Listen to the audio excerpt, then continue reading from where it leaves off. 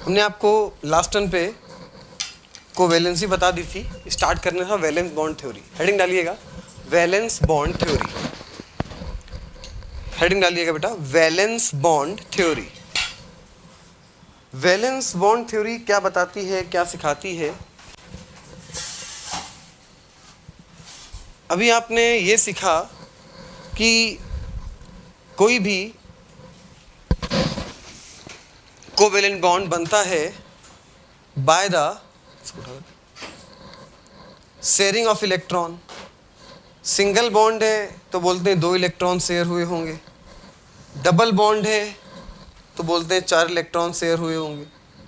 Triple bond है तो बोलते हैं 6 इलेक्ट्रॉन शेयर हुए होंगे। लेकिन आपने अभी तक कोवेलेंट बॉन्ड एक्चुअल कैसे बनता है वो नहीं सीखा। ये थ्योरेटिकल बातें आपने सीखी हैं, प्रैक्टिकल बातें नहीं सीखी। कोवेलेंट बॉन्ड बनता है इलेक्ट्रॉनों की शेयरिंग से, सही है, नो डाउट। इलेक्ट्रॉन रहते कहाँ हैं? तो साहब इलेक्ट्रॉन रहते हैं ऑर्बिटल में। इलेक्ट्रॉन कहाँ पे रहते हैं? ऑर्बिटल में रहते हैं। तो एक्चुअल में कोवेलेंट बॉन्ड बनता है by the overlapping of orbital. अगर प्रैक्टिकली बात करें, अभी आपने जो बात देखी है वो थ्योरेटिकली है कि covalent bond form by the mutual sharing of electron या इक्वल शेयरिंग ऑफ इलेक्ट्रॉन। ठीक है, नो डाउट, सही है, लेकिन थ्योरेटिकली सही है। प्रैक्टिकली क्या होता है कि कोवेलेंट बॉन्ड, कोई भी कोवेलेंट बॉन्ड फॉर्म होता है by the overlapping of atomic orbital.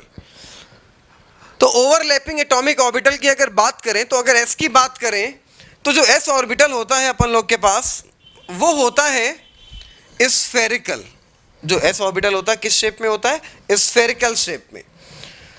और जो पी ऑर्बिटल होता है वो होता है डंबल शेप में।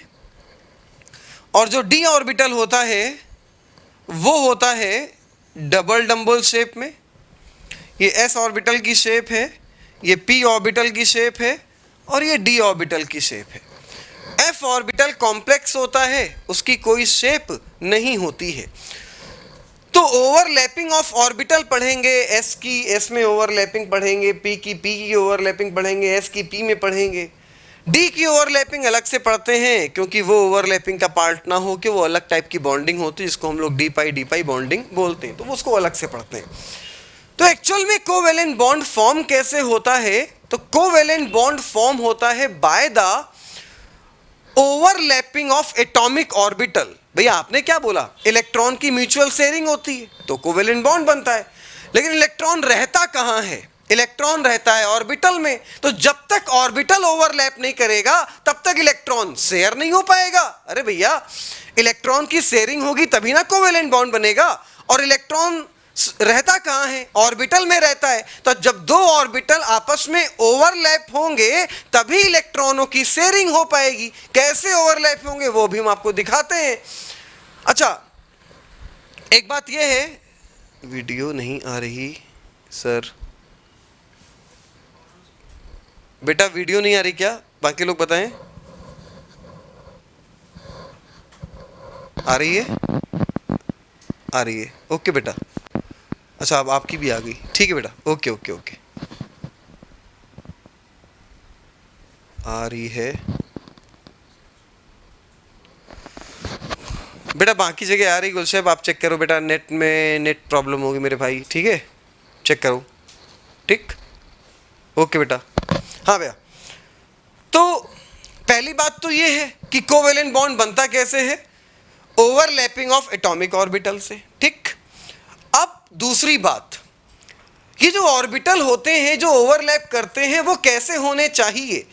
वो हाफ फील्ड होने चाहिए, वो फुल फील्ड होने चाहिए, वो वैकेंट होने चाहिए? किस टाइप के ऑर्बिटल वैलेंस बॉन्ड थ्योरी में पार्टिसिपेट कर सकते हैं? अपन के पास 3 टाइप के ऑर्बिटल होते हैं।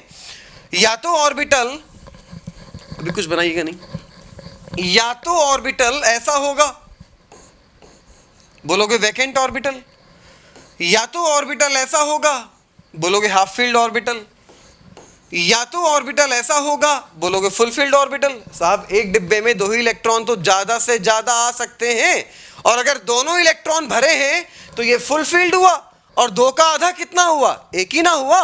तो अगर एक भरा है तो कैसा हुआ, हाफ फील्ड हुआ, और एक भी नहीं भरा है तो क्या हुआ, वैकेंट हुआ। तो एक इलेक्ट्रॉन ऐसे भी भर सकते हो और एक इलेक्ट्रॉन ऐसे भी भर सकते हो, उसमें कोई दिक्कत नहीं है। एक इलेक्ट्रॉन भरा हो या तो क्लॉकवाइज या तो एंटी क्लॉकवाइज, तो वैलेंस बॉन्ड थ्योरी में वैकेंट ऑर्बिटल पार्टिसिपेट नहीं करेगा, फुल फील्ड ऑर्बिटल पार्टिसिपेट नहीं करेगा, सिर्फ और सिर्फ हाफ फील्ड ऑर्बिटल पार्टिसिपेट करेगा। अब तुम बोलोगे ये क्या हो रहा है, ऐसा क्यों है? अरे यार, कोवेलेंट बॉन्ड या दुनिया का कोई भी बॉन्ड बनता क्यों है, स्टेबल होने के लिए ना।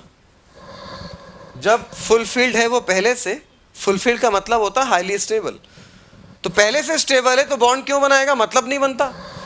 जब इलेक्ट्रॉन ही नहीं है ऑर्बिटल में तो कोवेलेंट बॉन्ड बनाएगा कहां से? अरे यार, कोवेलेंट बॉन्ड का मतलब क्या होता है, mutual sharing of electron. Electron जब होगा तभी तो शेयर करेगा। वीडियो ब्लर हो रहा है,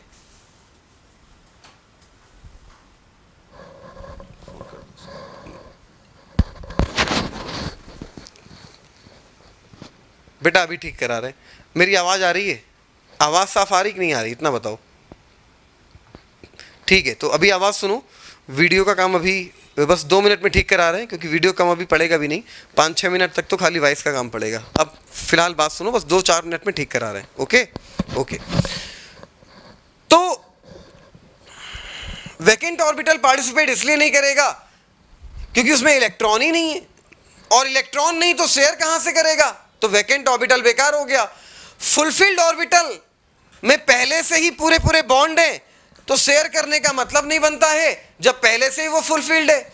हाफ फील्ड शेयर करेगा दूसरे हाफ फील्ड से, और एक एक इलेक्ट्रॉन की शेयरिंग करके वो क्या बना देगा, बॉन्ड बना देगा। तो पहली बात तो ये है वैलेंस बॉन्ड थ्योरी की कि कोवेलेंट बॉन्ड फॉर्म कैसे होता है, by the overlapping of atomic orbital. Overlapping में कौन सा ऑर्बिटल पार्टिसिपेट कर सकता है, क्या फुलफिल्ड, बिल्कुल नहीं, क्या वैकेंट, बिल्कुल नहीं, कौन पार्टिसिपेट करेगा, हाफ फील्ड। तीसरी बात सुनना, हमने आपको 2 पॉइंट बताए हैं वैलेंस बॉन्ड थ्योरी के। पहला पॉइंट, कोवेलेंट बॉन्ड फॉर्म होता है by the overlapping of atomic orbital. दूसरा पॉइंट, जो ऑर्बिटल पार्टिसिपेट होंगे वो हर हाल में हाफ फील्ड होने चाहिए। तीसरा पॉइंट, आपने एटॉमिक ऑर्बिटल ओवरलैप कराया तो अब काम पड़ेगा। बेटा वीडियो अब आ रहा है क्लियर, वीडियो अब क्लियर आ रहा है क्या? नो यार, वीडियो क्लियर नहीं आ रहा, बच्चों को नहीं आ रहा है। देखो तो चेक करो, बच्चों, किसी बच्चे को क्लियर नहीं आ रहा है।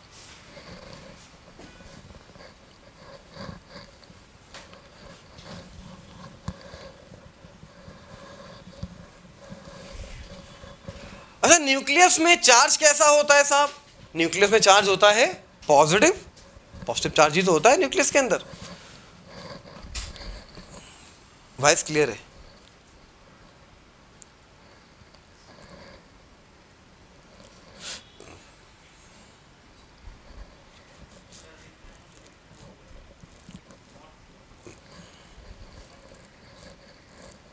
ब्लर, अब क्लियर है? अब क्लियर है? ठीक है। तो एस ऑर्बिटल का शेप कैसा होता है? स्फेरिकल, ठीक। एक एस ये है, दूसरा एस ये है, ठीक। ओवरलैपिंग होने का एक तरीका ये हो सकता है कि ये वाला एस इस वाले एस से कुछ इस तरह से ओवरलैप कर दे। ये तरीका थोड़ा गलत हो जाएगा। रीजन क्या होगा गलत होने का, कि बीच में कहीं सेंटर होगा और सेंटर पे कहीं चार्ज होगा, ठीक। और अगर आपने ओवरलैपिंग 50% से ज्यादा कराई, 50% से ज्यादा एरिया ओवरलैप हुआ, तो इसका न्यूक्लियस इसके न्यूक्लियस से टकराएगा। मेरी बात समझो जरा आराम से। ये पॉइंट, ये वाला पॉइंट मोस्ट इंपॉर्टेंट है। ये 2 पॉइंट तो बुक में मिल जाते हैं, तीसरा पॉइंट बुक में मिलता नहीं, तो दिमाग थोड़ा डिस्टर्ब होता है कि ऐसे क्यों, ऐसा क्यों होता है, हम लोग पूरा ओवरलैप क्यों नहीं करते, तो उसका रीजन समझना।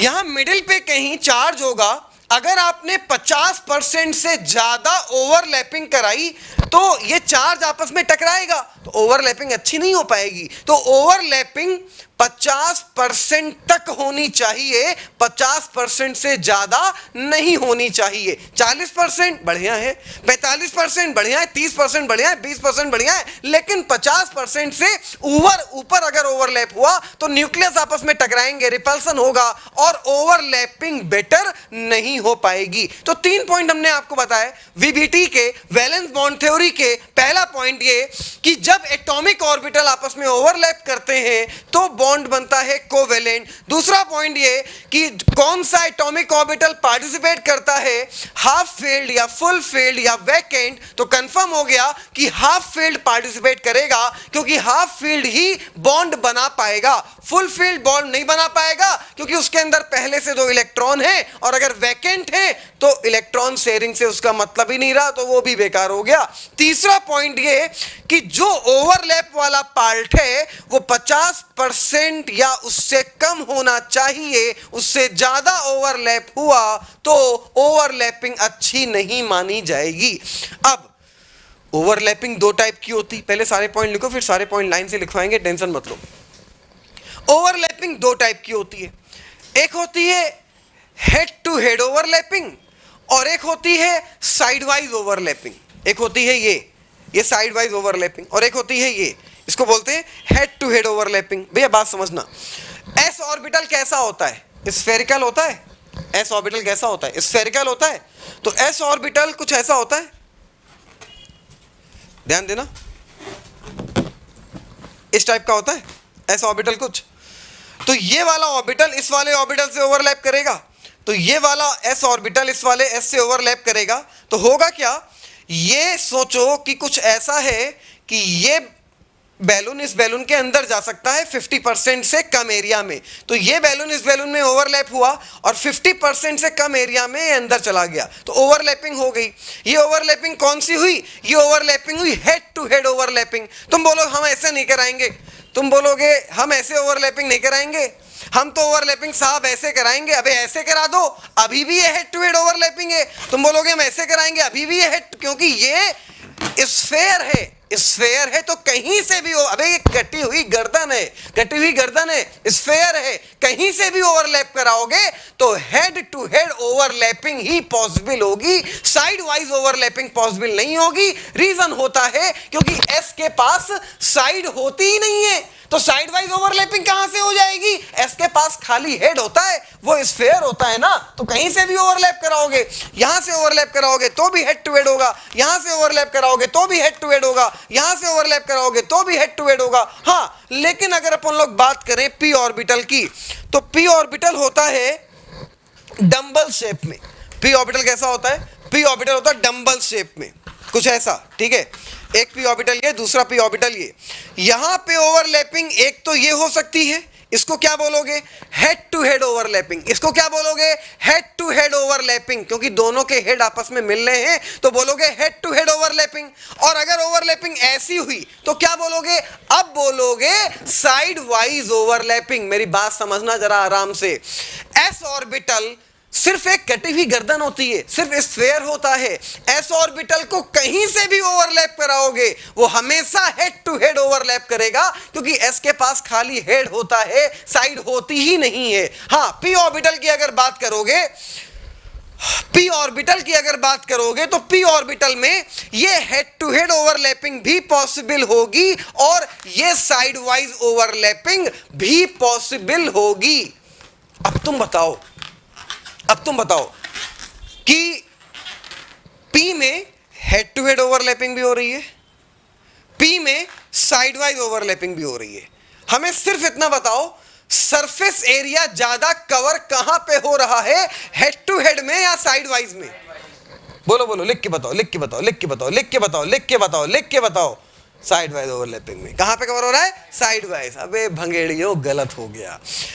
सरफेस एरिया ज्यादा कवर हो रहा है हेड टू हेड ओवरलैपिंग में। यही तो समस्या है, हम लोग देख नहीं पाते। मेरी बात समझना, हम लोग को क्या लगता है? हम लोग को लगता है आहा इतना ज्यादा एरिया कवर हो रहा है, साइड वाइज में तो बहुत ज्यादा एरिया कवर हो रहा है, इतना सारा कवर हो रहा है, लेकिन हेड टू हेड में तो जरा सा कवर हो। अबे भैया एक बात बताओ, इस ऑर्बिटल का फिजिक्स पढ़िए, इस ऑर्बिटल का टोटल क्रॉस सेक्शन एरिया कितना, ये जो सामने दिखाई, अबे क्रॉस सेक्शन एरिया समझते हो ना, ये जो सामने दिखाई दे रहा है टोटल, यही तो इसका क्रॉस सेक्शन एरिया है। ये जो सामने दिख रहा है यही तो, अबे ये मार्कर देख रहे हो, इस मार्कर का क्रॉस सेक्शन एरिया क्या, ये जो सामने गोल गोल दिखाई दे रहा है ये टोटल क्रॉस सेक्शन एरिया है इस मार्कर का। ये जो सामने ये टोटल गोल गोल दिखाई दे रहा है, ये सामने ये टोटल इसका क्रॉस सेक्शन एरिया है। जब ओवरलैपिंग हेड टू हेड हुई, जब बात समझना, जब वो पता नहीं क्या निकाला यार, जब ओवरलैपिंग हेड टू हेड हुई, ये देखो, जब ओवरलैपिंग हेड टू हेड हुई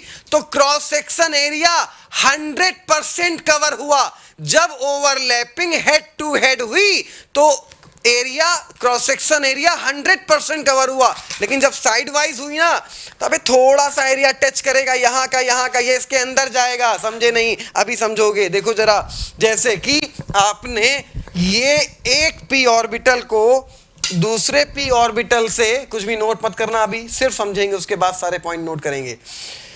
एक ओवरलैपिंग ये हुई, इसको क्या बोला आपने, हेड टू हेड ओवरलैपिंग। ये टोटल इसका क्रॉस सेक्शन एरिया, ये वाला टोटल इसका क्रॉस सेक्शन एरिया 100% कवर हो गया। लेकिन जब तुमने इसकी साइड वाइज ओवरलैपिंग कराई होगी, जब तुमने इसकी साइड वाइज ओवरलैपिंग कराई होगी, तो देखो ना यार, एरिया कितना कवर हो रहा है, ये बहुत जरा सा एरिया इधर कवर हो रहा है और ये एरिया जरा सा इधर कवर हो रहा है। भैया ये इधर का एरिया पूरा का पूरा खाली पड़ा है। देखो ना, ये वाला एरिया जो हम बना रहे हैं इस कलर से, ये एरिया पूरा का पूरा खाली पड़ा हुआ है। देखो कितना सारा एरिया खाली पड़ा है। 100% में से बहुत जरा सा एरिया कवर हुआ है, बाकी जो हमने रेड कलर से डार्क किया है वो पूरा का पूरा एरिया खाली पड़ा हुआ है। जबकि हेड टू हेड में ये 100% एरिया, पूरा का पूरा क्रॉस सेक्शन एरिया कवर होता है। ये होता है क्रॉस सेक्शन एरिया। तो जब हेड टू हेड ओवरलैपिंग होती है तो 100% क्रॉस सेक्शन एरिया कवर होता है। साइड वाइज में ये थोड़ा सा कवर होता है, बाकी एरिया ये खाली रहता है, बाकी एरिया ये खाली पड़ा होता है। तो अगर हम देखें तो आंखें ये बोलने की कोशिश करती हैं कि साइड वाइज ओवरलैपिंग में एरिया ज्यादा कवर हो रहा है, ऐसा दिखता है। लेकिन एक्चुअल में जब देखें तब समझ में आता है कि हेड टू हेड ओवरलैपिंग में बहुत ज्यादा एरिया कवर होता है compare to side wise overlapping. बोलो भैया, ये बात 100% क्लियर हुई या नहीं? इतनी बात बताओ, 100% क्लियर हुई कि एरिया ज्यादा कवर कहां होता है, हेड टू हेड में कंपेयर टू साइड वाइज। ये बात क्लियर हुई, ठीक है? क्यों? क्योंकि ये पी ऑर्बिटल का टोटल क्रॉस सेक्शन एरिया सामने वाला होता है, जो सामने दिखाई दे रहा है, ये टोटल इसका क्रॉस सेक्शन एरिया है।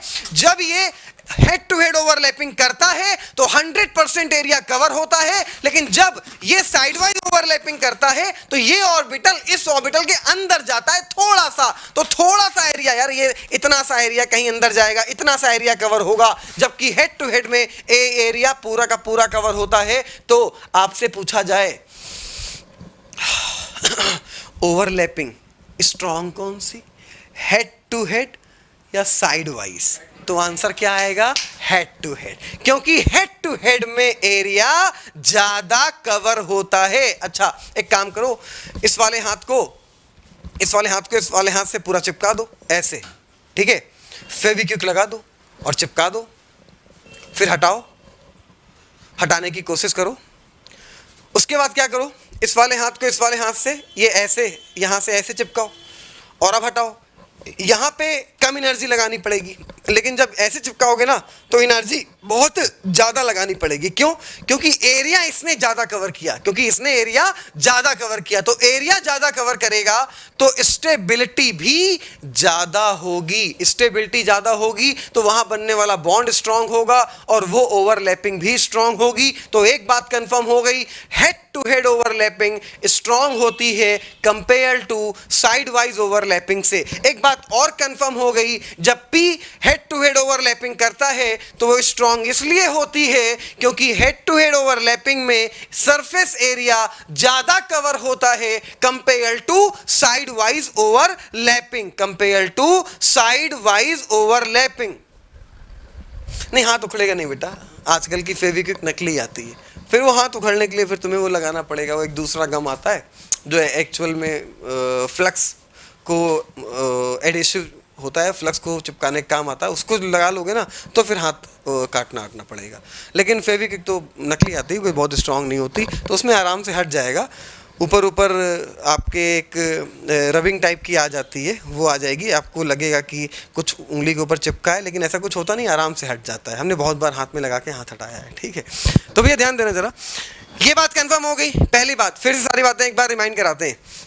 वैलेंस बॉन्ड थ्योरी का पहला पॉइंट, कोवैलेंट बॉन्ड बनता कैसे है? ओवरलैपिंग ऑफ एटॉमिक ऑर्बिटल से। कौन सा ऑर्बिटल पार्टिसिपेट करता है? Vacant, fulfilled, half field. तो साहब हाफ फील्ड पार्टिसिपेट करता है। ओवरलैपिंग का एरिया 50% से ज्यादा होना चाहिए? नहीं नहीं नहीं नहीं, 50% या 50% से कम। एस ऑर्बिटल हमेशा कौन सी ओवरलैपिंग करेगा? Head to head overlapping. P orbital head to head overlapping भी कर सकता है, साइड वाइज ओवरलैपिंग भी कर सकता है, लेकिन पीपी हेड टू हेड ज्यादा स्ट्रांग होगी क्योंकि वहां पे सरफेस एरिया ज्यादा कवर होगा। इसीलिए तो बोलते हैं sigma bond is stronger than the pi bond, क्योंकि सिग्मा बॉन्ड जनरेट होता है हेड टू हेड ओवरलैपिंग में और पाई बॉन्ड जनरेट होता है साइड वाइज ओवरलैपिंग में। अब हम लोग सिग्मा बॉन्ड पाई बॉन्ड भी देखेंगे। जब हेड टू हेड ओवरलैपिंग कराते हैं तो सिग्मा बॉन्ड बनता है, और जब साइड वाइज ओवरलैपिंग कराते हैं तो पाई बॉन्ड बनता है। साइड वाइज ओवरलैपिंग वीक है तो यहां बनने वाला बॉन्ड भी वीक होगा। Head to head overlapping strong है तो यहां बनने वाला बॉन्ड भी स्ट्रांग होगा, so that sigma bond is stronger than the pi bond. ठीक है, चलिए अब कुछ पॉइंट लिखना शुरू करते हैं, फिर इसकी डिटेल में आपको बताते हैं। पहले कुछ पॉइंट लिख लेते हैं। हेडिंग डालिएगा वैलेंस बॉन्ड थ्योरी।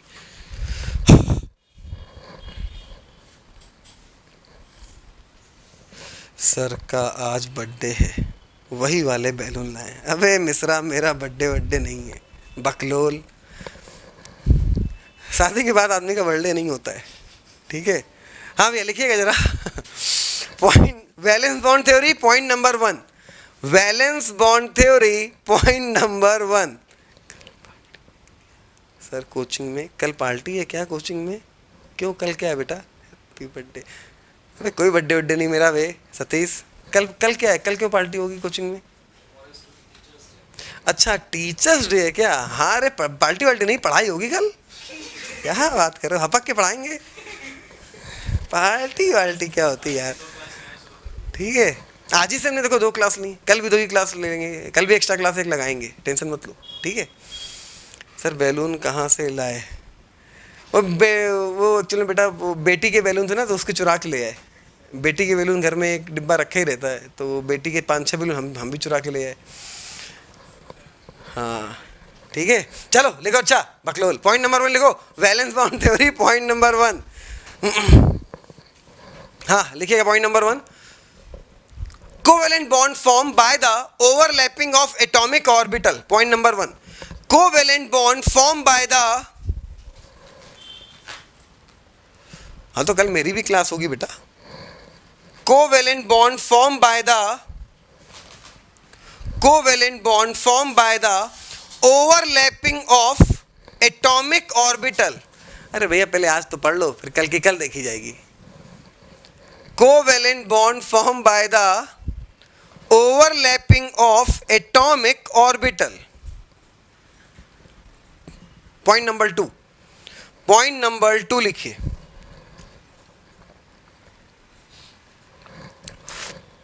ओनली, अभिषेक ये आज थोड़ा ब्लर है, थोड़ी लाइटिंग इधर कम है वैसे।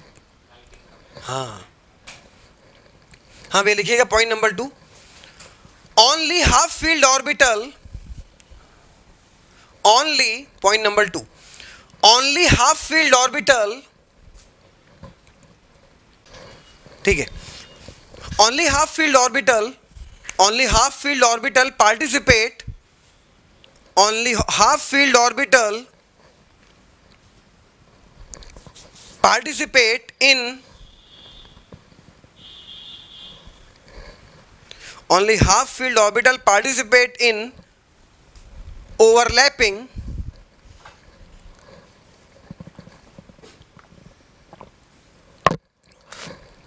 with opposite spin. With opposite spin.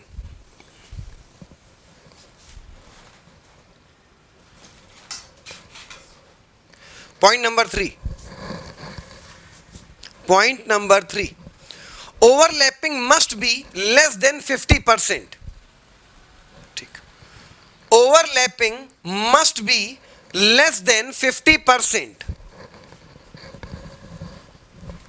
Overlapping must be less than 50%. Overlapping 50% से कम होनी चाहिए. ठीक, ये 3 पॉइंट लिखे. आगे लिखिएगा. टाइप्स ऑफ ओवरलैपिंग, हेडिंग डालिएगा.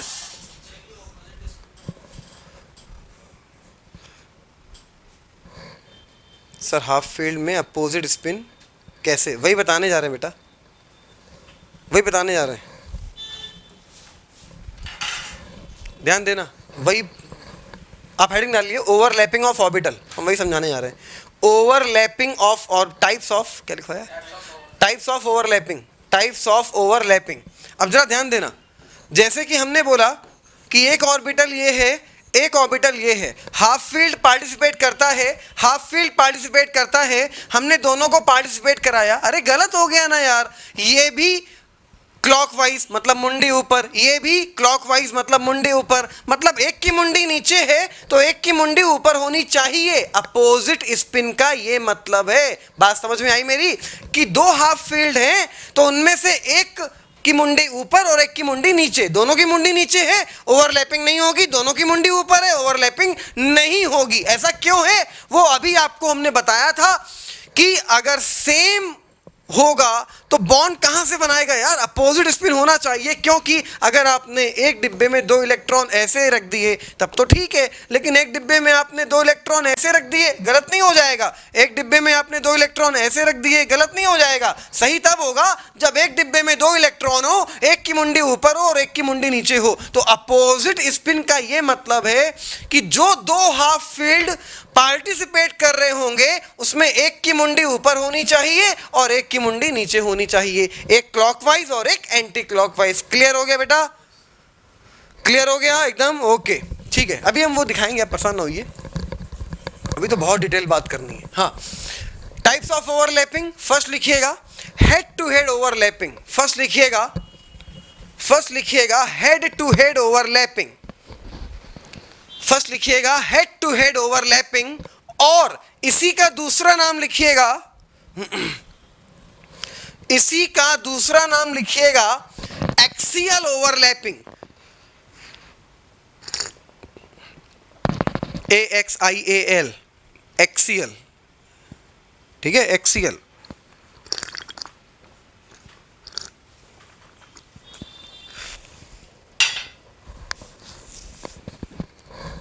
ठीक है भैया, देखते हैं जरा हेड टू हेड ओवरलैपिंग. चलो पहली देख लेते हैं हाइड्रोजन में. अब आपको थोड़ा सा अंदर लेके चलते हैं. हाइड्रोजन ये रहा, हाइड्रोजन बिलोंग करता है बेटा एस ब्लॉक से. किससे बिलोंग करता है? एस ब्लॉक से. ठीक, 2 H है तो 1 H ये, मतलब S कैसा होता है? स्फेरिकल होता है. थोड़ा सा पीछे लेते हैं, 1 S ये और बेटा दूसरा S ये.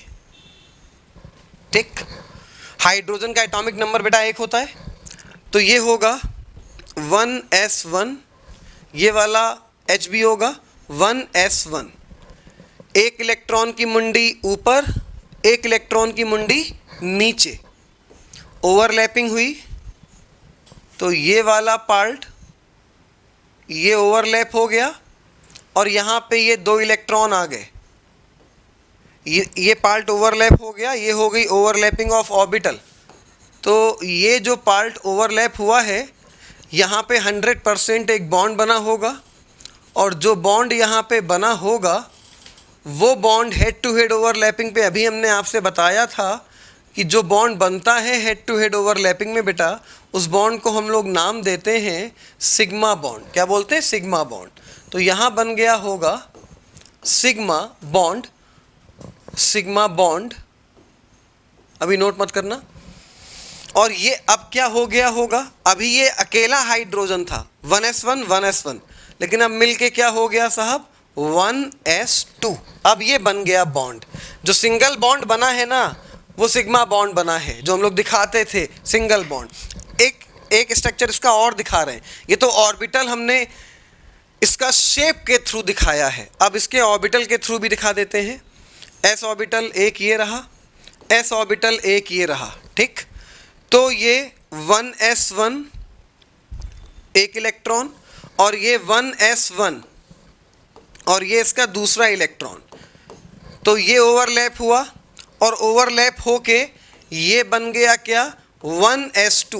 यहाँ पे ओवरलैपिंग नहीं दिखा सकते हैं, यहाँ पे खाली हम आपको 1s2 बनता हुआ दिखा सकते हैं। ओवरलैपिंग तो तभी दिखा सकते हैं जब हमने उसकी शेप बनाई हो। तो यहाँ शेप बनाई है तो ये ओवरलैपिंग दिखा दी, यहाँ ऑर्बिटल बनाए हैं तो ये 1s2 बना दिया हमने आपको। तो ये हो गई हेड टू हेड ओवरलैपिंग किसकी? हाइड्रोजन की। बॉन्ड कौन सा बना है? सिग्मा। अभी 5-6 और दिखाएंगे, इसको नोट करो फटाक से।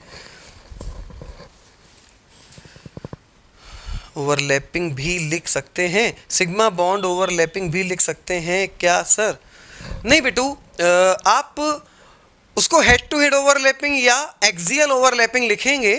सिग्मा बॉन्ड बनता है, सिग्मा ओवरलैपिंग नहीं होती बेटा, सिग्मा बॉन्ड बनता है इन ओवरलैपिंग के थ्रू।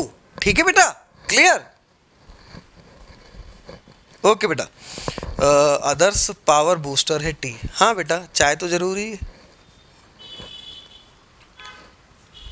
अभी लिखवाएंगे, सब लिखवाएंगे, सिग्मा बॉन्ड की डेफिनेशन, उसकी डेफिनेशन, इसकी सब लिखवाएंगे। अभी पहले इसको बनाओ।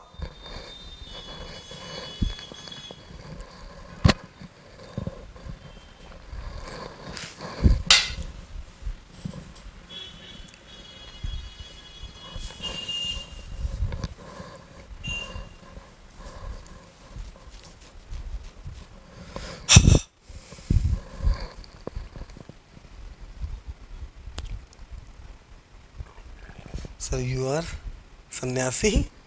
क्यों भैया, हम क्यों सन्यासी होंगे? पकलोल हो क्या? हम क्यों सन्यासी होंगे यार? हाँ, सन्यासी वो होता है जो बीबी की डांट ना खाए। हम रोज डांट खाते हैं बीबी की, हम कहाँ सन्यासी हुए? नोट करो इसको फटाक से। अभी भी डांट खा के आए हैं। नहीं, सही में डांट खा के हैं, झूठ नहीं बोल रहे। हटाएं इसको भैया।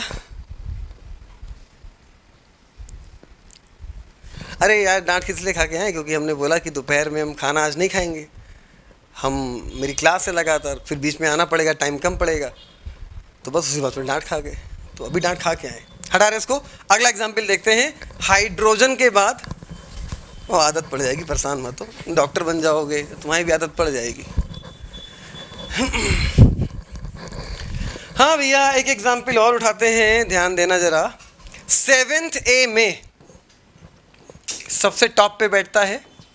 एक बेहतरीन क्वेश्चन भी आपको इसके थ्रू दिखाएंगे, उम्मीद करते हैं हम आपको समझा पाएंगे। FCl BrI, ठीक है बेटा। ये होता है सेकेंड पीरियड, ये होता है थर्ड पीरियड, ये होता है फोर्थ पीरियड, और ये होता है फिफ्थ पीरियड।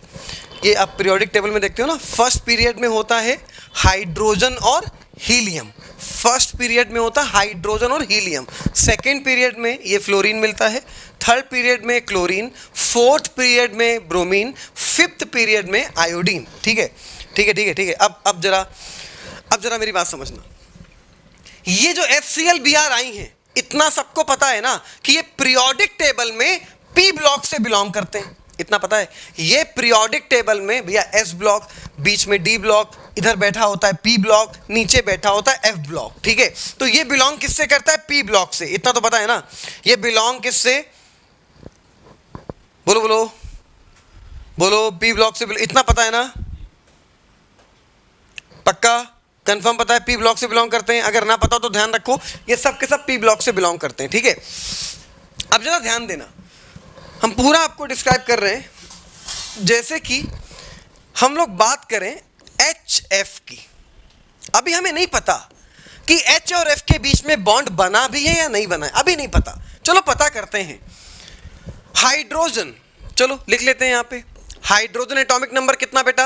1s1। पूरा डीप में जाके समझेंगे, ऊपर ऊपर नहीं कि आपको एक एक चीज क्रिस्टल क्लियर दिखाई देगी, कैसे ओवरलैपिंग होती है, कैसे बॉन्ड स्टेबल होता है, कैसे बॉन्ड अनस्टेबल होता है। कम से कम इस एक टॉपिक से, वैलेंस बॉन्ड थ्योरी से 15-18 क्वेश्चन पूछ चुका है नीट पे यार, मोस्ट इंपॉर्टेंट टॉपिक है, ध्यान देना जरा। हाइड्रोजन होता है 1s1। हम लोग बात करें फ्लोरीन की, फ्लोरीन का एटॉमिक नंबर होता है 9। कितना होता है? 9। तो 9 होता है, तो इलेक्ट्रॉनिक कॉन्फ़िगरेशन, कल वाली बात अगर आपको याद हो, 1s2, 2s2 और 2p5 हो गया ना, 5 to 7 to 9। लास्ट में क्या है? 2p5। तो ये 1, ये 2, ये 3, ये 4, ये 5। पी के तीन डिब्बे होते हैं, एक डिब्बे का नाम होता है px, एक डिब्बे का नाम होता है py और एक डिब्बे का नाम होता है pz, ठीक है। एक हो गया px, एक हो गया py और एक हो गया pz। हमें इतना बता दो यार कि यहां पे ये 1s1 में एक इलेक्ट्रॉन बैठा हुआ है, ये एक इलेक्ट्रॉन ये बैठा हुआ है, ठीक है। h और f में ओवरलैपिंग करानी है, तो हमें इतना बता दो, क्या ये s ऑर्बिटल px से ओवरलैपिंग करेगा? इम्पॉसिबल, क्योंकि px कैसा है? फुलफिल्ड। px कैसा है? फुलफिल्ड। और फुलफिल्ड से ओवरलैपिंग नहीं होती है, ओवरलैपिंग होती है हाफ फील्ड से। ना तो फुलफिल्ड से होती है, ना तो वैकेंट ऑर्बिटल से होती है। तो भैया px तो बेकार हो गया, py भी बेकार हो गया। अपने काम का कौन है? pz। अपने काम का कौन है साहब? pz। तो ये s ऑर्बिटल pz से ओवरलैपिंग करेगा। तो हम ओवरलैपिंग पास में तो दिखा नहीं सकते, तो हम यहीं से दिखा दे रहे हैं। ये वाला pz से ओवरलैपिंग करेगा, तो ये हमने ओवरलैपिंग करा दी, इस तरह से दिखा दे रहे हैं।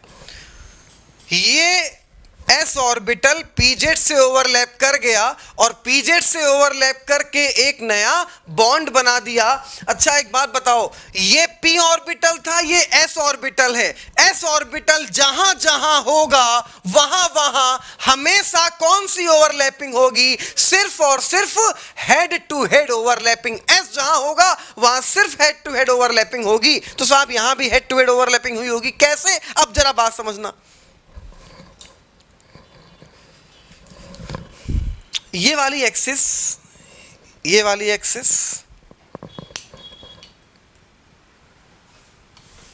और ये वाली एक्सिस, इसको जरा समझना। ये साहब तीनों मार्कर दिख रहे हैं, तीनों मार्कर दिखाई दे रहे हैं ना, ये तीनों मार्कर दिखाई दे रहे हैं, ठीक ठीक बात, ठीक। ये वाला इसको हटा लेते,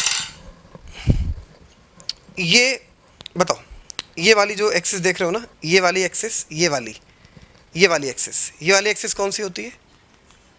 बोलो बोलो बोलो बोलो, वाई, वाई, ठीक। ये एक्सिस कौन सी? वाई, ठीक है। बात समझना बहुत सुकून से। तो ये हो गया पी वाई, बात समझना, ये क्या हो गया? पी वाई, ये क्या हो गया? P y. ये जो अंदर की ओर है ना, ये वाला, ठीक है। अब यहां पे अगर आप चाहो तो x और z किसी को भी मान सकते हो, वो कोई समस्या नहीं है। x और z, y कंफर्म है कि ये पी वाई ही होगा, ये कंफर्म है ये पी वाई ही होगा। अब इन दोनों में से कोई भी एक आप पी एक्स मान लो या कोई भी एक आप पी जेड मान लो, क्योंकि अगर सिस्टम ऐसा होगा तो वो हो जाएगा, सिस्टम ऐसा होगा तो वो हो जाएगा। तो इन दोनों में से कोई भी आप मान सकते हो। लेकिन बहुत सारे बड़े बड़े लोग बैठे हैं आपस में, पुराने साइंटिस्ट, और बहुत सारे बड़े लोगों ने आपस में बैठ के डिसाइड कर दिया कि यार इस वाले को पी जेड मानना, ऐसा है नहीं, ऐसा है नहीं, मान तुम px भी सकते हो, लेकिन डिसाइड कर लिया कि थोड़ा थ्योरी पढ़ने में आसानी रहेगी तो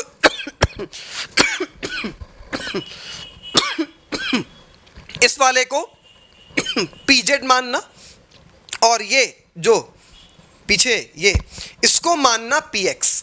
तो ये क्या हो गया py, ये क्या हो गया px और ये क्या हो गया pz, ये क्या हो गया pz। तो pz देखो, pz कैसे बनाए, pz कैसे बनाए, pz ऐसे बनाएंगे। अरे भैया देखो ना,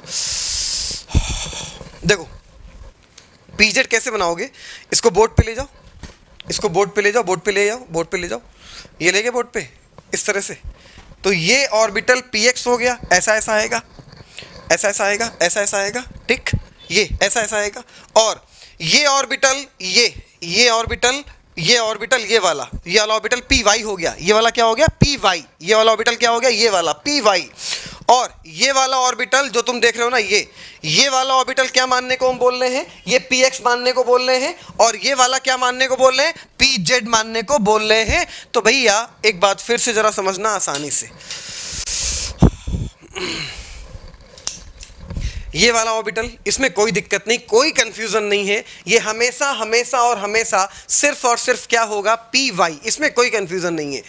कंफ्यूजन या तो इस वाले में या तो इस वाले में। अबे किसी भी एक को तुम pz मान लेना, किसी भी एक को px मान लेना, कभी भी कोई भी क्वेश्चन गलत नहीं होगा। लेकिन बहुत सारे बड़े बड़े लोग आपस में बैठे, उन्होंने बोला यार एक काम करो जिससे दिक्कत ना हो, पढ़ाई करने में दिक्कत ना हो, तो इस वाले को हमेशा pz मान के चलो और इस वाले को हमेशा px मान के चलो। तो बोला तो मान लेते हैं यार, इस वाले को px मान लेते हैं, तो सॉरी इस वाले को क्या मिल रहा है pz मान लेते हैं। तो ये pz कैसा आएगा, ये pz ऐसा आएगा, ठीक है, ये pz ऐसा आएगा, ऐसा बात समझना, ये pz ऐसा, ये pz ऐसा आएगा, ये pz हो गया, ठीक है। और ये क्या हो गया px, ये क्या हो गया, ऐसा आएगा तो क्या होगा px, और ये ऐसा आएगा तो क्या होगा py। फिर समझना एक बार, अब जरा ध्यान देना, ये ओवरलैपिंग कराई, ये px की, ये py, ये ओवरलैपिंग एक ऐसी हुई, साइड वाइज की बात कर रहे हैं, साइड वाइज की बात कर रहे हैं, ये py ये हुआ ना, py ओवरलैपिंग ये।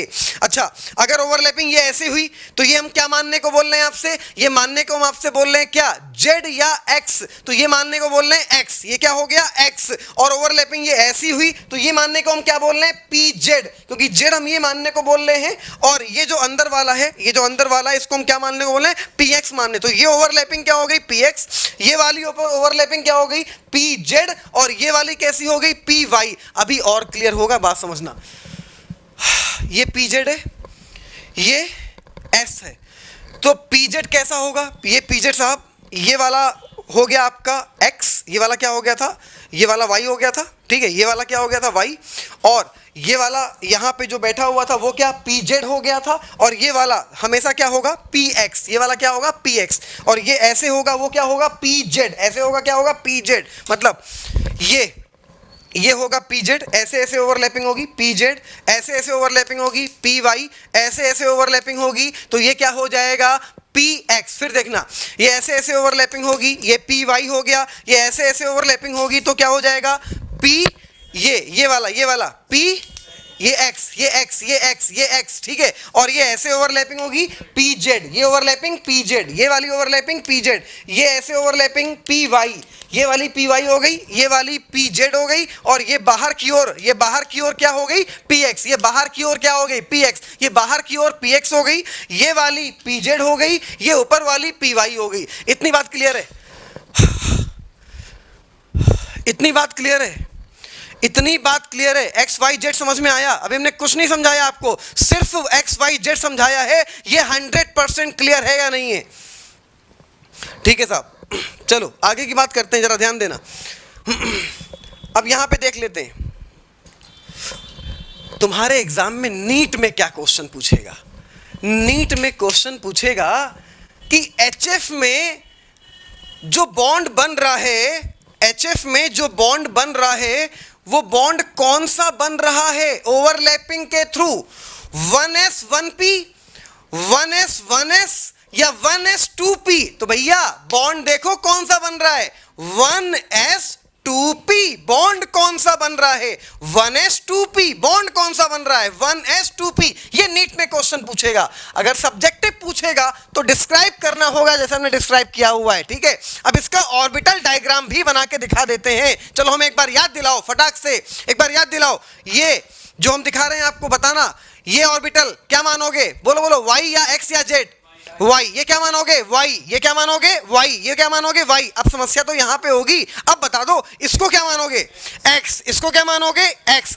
इसको क्या मानोगे, जेड। इसको क्या मानोगे, जेड। खत्म हो गया। अब देखो हम बनाने जा रहे हैं, पीजेड था ना, पीजेड था ना, ये बनाया, ऐसे ही तो बनेगा पीजेड। ये बन गया पीजेड। किससे ओवरलैप हो रहा है, एस से। अबे तो पहले एस बना लो यार। ये एस ऑर्बिटल है तो ये एस ऑर्बिटल बना लिया। एक इलेक्ट्रॉन है, एक इलेक्ट्रॉन बना लिया। ये दूसरा ऑर्बिटल पीजेड है, पीजेड बना लिया। एक इलेक्ट्रॉन इसका, इसका भी एक बना लिया। ये पीजेड बना लिया, इसका एक इलेक्ट्रॉन। अब ओवरलैप दिखा देते हैं। तो ये एस,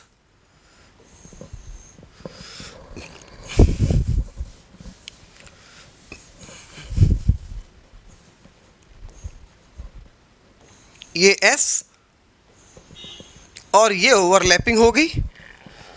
यहां पे आ गए दो इलेक्ट्रॉन और ये वाला पार्ट हो गया साहब ओवरलैप।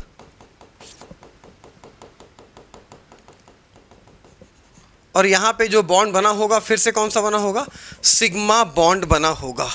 तो भैया ये क्या था, ये था 1s1 और ये क्या था, ये था pz। कौन सा, 2pz। तो जो सिग्मा बॉन्ड बना है वो किसके बीच में बना है, 1s2p के बीच में। कहां बना है, 1s2p के बीच में। तो तुम बोलोगे हमें आपने ये सब क्यों बताया, हमें आपने ये सब क्यों बताया कि यार ये सेकंड पीरियड में, ये थर्ड पीरियड में, ये फोर्थ में, ये फिफ्थ में। अबे भैया नीट के क्वेश्चन के लिए बताया। आपसे क्वेश्चन पूछा कि HF में, आपने आंसर बोला बॉन्ड होगा 1s2p के बीच में, तो HCl में बॉन्ड कहां होगा, 1s3p के बीच में। तो यहां बॉन्ड कहां होगा, 1s4p के बीच में। तो यहां बॉन्ड कहां होगा, 1s5p के बीच में। बोलो अब क्लियर हुई मेरी बात, हम क्या बोलना चाह रहे थे। HF में बॉन्ड कहां होगा, 1s2p के बीच में। HCl में बॉन्ड कहां होगा, 1s3p के बीच में। यहां 1s4p के बीच में, यहां 1s5p के बीच में। बोलो 100% मेरी बात क्लियर है, 100% बात ये वाली क्लियर है कि बॉन्ड किसके किसके बीच में होगा। अब सुनना, क्वेश्चन सुनना, पूछा हुआ क्वेश्चन है एम्स का। क्वेश्चन सुनना ध्यान से, क्वेश्चन क्या पूछा था। अच्छा एक बात बताओ, ये न्यूक्लियस है, ठीक है, ये न्यूक्लियस है। न्यूक्लियस के सबसे पहले कौन सी सेल आएगी, पहली, दूसरी, तीसरी या चौथी, पहली। न्यूक्लियस के सबसे करीब कौन सी सेल होगी, पहली। उसके बाद दूसरी, उसके बाद तीसरी, उसके बाद चौथी, पांचवी, छठी, सातवीं, ठीक।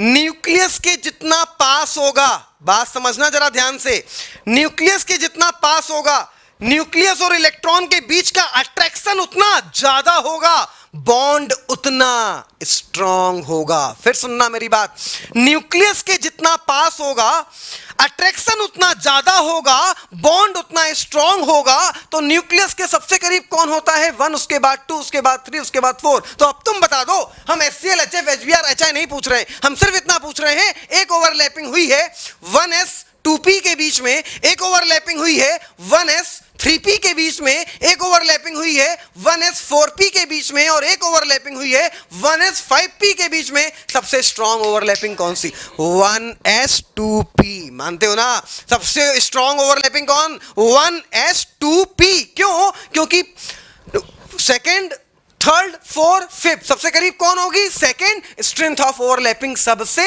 ज्यादा। ये क्वेश्चन पूछा था कि बताओ HF, HCl, HBr, HI में सबसे स्ट्रॉन्ग बॉन्ड किसका है, और यहां पे स्ट्रॉन्ग बॉन्ड होने का क्या रीजन है। तो भैया सबसे स्ट्रॉन्ग बॉन्ड किसका था, सबसे स्ट्रॉन्ग बॉन्ड HF का था। क्यों था, क्योंकि वहां पे N की वैल्यू सबसे कम थी। N की वैल्यू कम होने का मतलब है कि वहां पे सेकेंड P पार्टिसिपेट कर रहा था। फटाफट इसको पूरा बनाओ, फिर हम पॉइंट लिखवाते हैं। बनाई फटाक से इसको।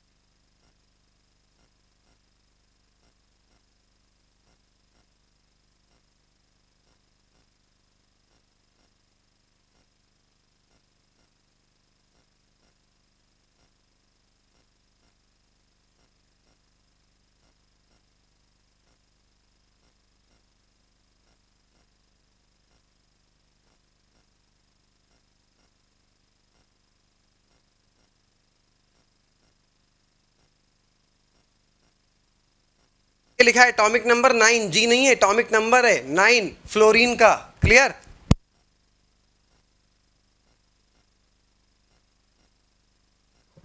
बेटा ये एटॉमिक नंबर 9 लिखा हुआ है फ्लोरीन का।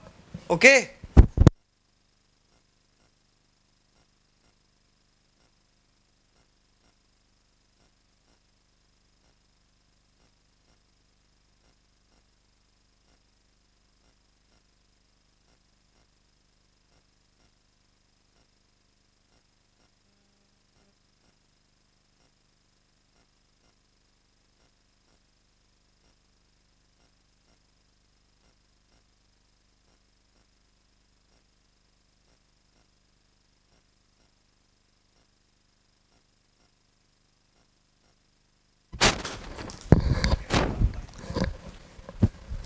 बेटा GF नहीं है बेटा, ये है एटॉमिक नंबर 9 फ्लोरीन का।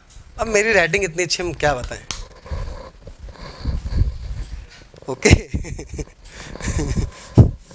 ठीक है भैया, ये बात क्लियर हो गई। क्वेश्चन क्या पूछेगा नीट में वो सुनना। HF में ओवरलैपिंग किसके बीच में होगी? 1s2p के बीच में। बॉन्ड कहाँ बनेगा? 1s2p के बीच में बॉन्ड बनेगा। ठीक है, बस अब वही चारों कंपाउंड एक बार लेके खटाक से लिख लेते हैं। कौन चारों कंपाउंड? यही चारों कंपाउंड। कौन सा? HF, दूसरा कौन सा? HCl, एक कौन सा? HBr, एक कौन सा? HI। यहाँ पे बॉन्ड बना 1s2p के बीच में, यहाँ बॉन्ड बना 1s3p ओवरलैपिंग। यहाँ ओवरलैपिंग क्या हुई? 1s4p। यहाँ ओवरलैपिंग क्या हुई? 1s5p। चलिए चारों लिखिए, सबकी ओवरलैपिंग लिखिए।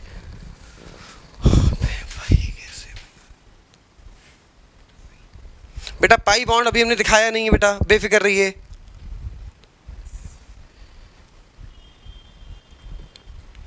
अभी पाई बॉन्ड दिखाए नहीं, अभी बताएंगे। पाई बॉन्ड तो हम साइड वाइज ओवरलैपिंग में दिखाएंगे। अभी तो सिर्फ और सिर्फ सिग्मा बॉन्ड की बात कर रहे हैं, पाई की तो बात ही नहीं कर रहे हैं अभी।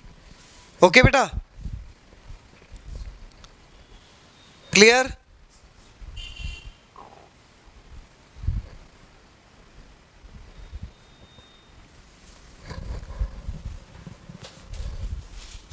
दो एटम के बीच में बनने वाला जब शेयरिंग हुई होगी इलेक्ट्रॉनों की, तो कोई ना कोई बॉन्ड बना होगा। दो एटम के बीच में बनने वाला पहला बॉन्ड हमेशा हमेशा और हमेशा सिग्मा होता है। तो जो भी बॉन्ड दो एटम के बीच में पहला बनेगा वो हमेशा सिग्मा बनेगा। ओके बेटा, कैसे बना है? हेड टू हेड ओवरलैपिंग से। किसकी head to head overlapping? S और P की head to head overlapping. Okay okay बेटा, तो अगर बोलेगा कि HCl, HF, HCl, HBr, HI, तो इसमें दो टाइप के क्वेश्चन पूछ सकता है। बोलेगा HBr में ओवरलैपिंग, ऑप्शन में दिया होगा 2p 2p, 1s2p, 1s3p, 1s4p। Answer क्या हो गया? 1s4p। HBr में ओवरलैपिंग पूछेगा तो क्या बता देंगे? 1s4p टाइप ओवरलैपिंग यहां पर होगी। ठीक है भैया, ये समझ में आ गया? क्वेश्चन समझ में आ गया? अगर स्टेबिलिटी पूछेगा, सबसे स्टेबल ओवरलैपिंग कौन है, तो 1s2p सबसे स्टेबल है। सबसे अनस्टेबल कौन है? 1s5p सबसे अनस्टेबल है। सबसे अनस्टेबल है 1s5p, सबसे स्टेबल है 1s2p। ओके चलिए एक एग्जांपल और देख लेते हैं। SS की ओवरलैपिंग देख ली, SP की ओवरलैपिंग देख ली। अब एक काम करते हैं, P और P ले लेते हैं। एक P ऑर्बिटल ये लिया, दूसरा P ऑर्बिटल ये लिया। ये इलेक्ट्रॉन ओवरलैपिंग कराई,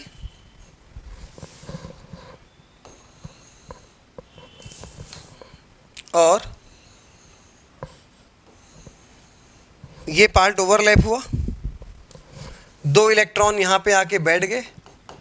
कौन सी ओवरलैपिंग है? अरे साफ साफ दिख रहा है यार, हेड टू हेड ओवरलैपिंग है।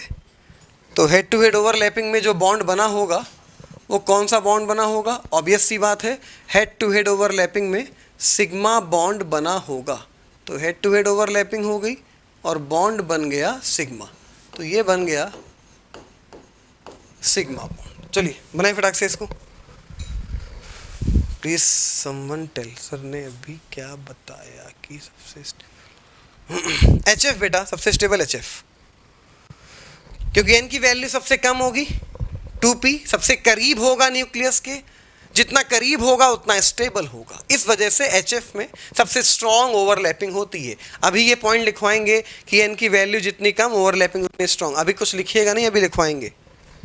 ओके बेटा, इसको बनाइए। पी और पी में overlapping head to head. Head to head का एक एग्जाम्पल हमने आपको दे दिया था, H2 SS दिखाया था। फिर एक एग्जाम्पल हमने HF दिया, उसमें SP ओवरलैपिंग दिखाई। एक एग्जाम्पल हमने आपको ये P और P का भी दिखा दिया, यहाँ पे भी हेड टू हेड ओवरलैपिंग बन गई।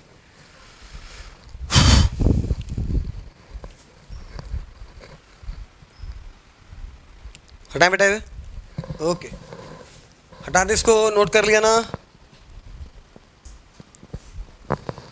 हाँ बोलो बेटा, बोलो बोलो बोलो, डाउट बोलो, डाउट बोलो फटाक से। हमें कैसे पता? क्या बेटा कैसे पता चलेगा कि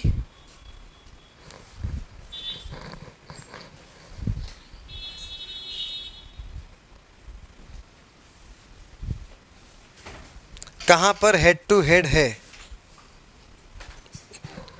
हम बताएंगे, अभी तब पता चलेगा। और कैसे पता चलेगा, हम बताएंगे। अभी आप अपने आप सीख जाओगे, खत्म तो होने दो वैलेंस बॉन्ड थ्योरी, बहुत कुछ बाकी है अभी बहुत कुछ बाकी है बेटा, अपने आप समझ जाओगे, देखते ही पता चल जाएगा कहाँ पे हेड टू हेड है, कहाँ पे साइड वाइज है। वो टेंशन मत लो, अभी खत्म होने दो, ठीक है? ओके हाँ भैया, नोट लगा के लिखिएगा, नोट लगा के लिखिएगा। In head to head overlapping, in head to head overlapping, sigma bond will be generated. In head to head overlapping, sigma bond will be generated. head to head overlapping में हमेशा sigma bond बनेगा। In head to head overlapping, sigma bond will be generated. head to head overlapping में bond हमेशा sigma बनेगा, ठीक है भैया? अगला पॉइंट लिखो, s ऑर्बिटल में हमेशा, अगला पॉइंट लिखिए, s ऑर्बिटल में हमेशा हेड टू हेड ओवरलैपिंग होती है। s ऑर्बिटल में हमेशा हेड टू हेड ओवरलैपिंग होती है।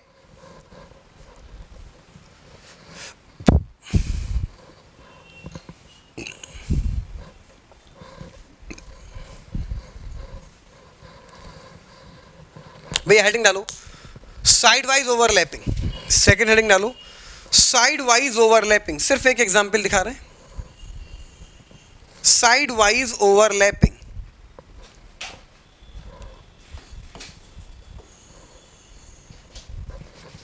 बोलो ये क्या है? PX है, PY है, PZ है?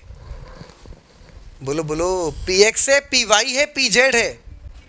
बोलो बोलो, PY 100% सही, बेहतरीन। ये भी हमेशा क्या होगा? PY, ठीक है? तो ये PY, ये PY, ठीक है साहब? ओवरलैपिंग हुई, ये और ये पार्ट ओवरलैप कर गया और हो गई साइड वाइज ओवरलैपिंग। चलो बनाओ फटाक से, मेरे साथ में बनाओ।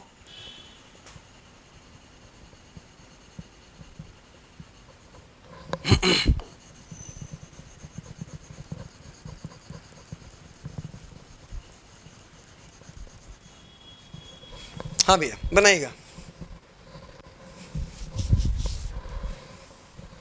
साइड वाइज ओवरलैपिंग, इसी का दूसरा नाम होता है lateral overlapping. Side wise overlapping का ही दूसरा नाम होता है lateral overlapping. Lateral overlapping.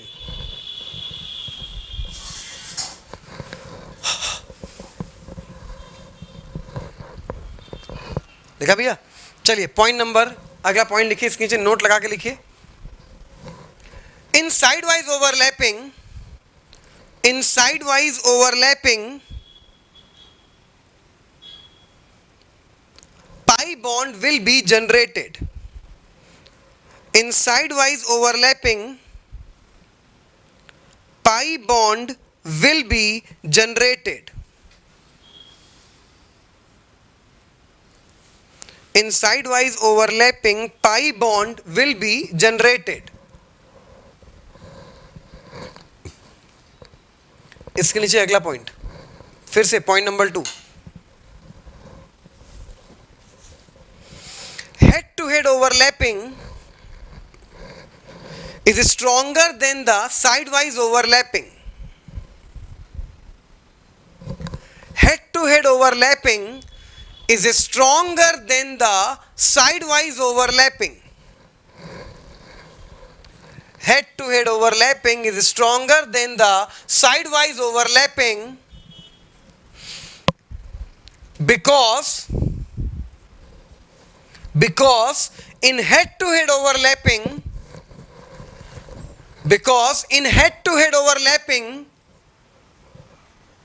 Pen को रोकना और याद करना, क्योंकि हेड टू हेड ओवरलैपिंग में ज्यादा सरफेस एरिया कवर होता था.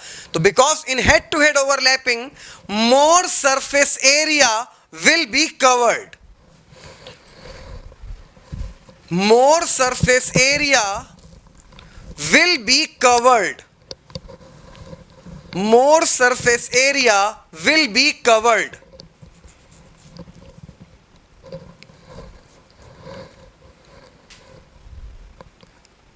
अच्छा, अब सुनना, स्ट्रॉन्ग ओवरलैपिंग कौन सी? Head to head.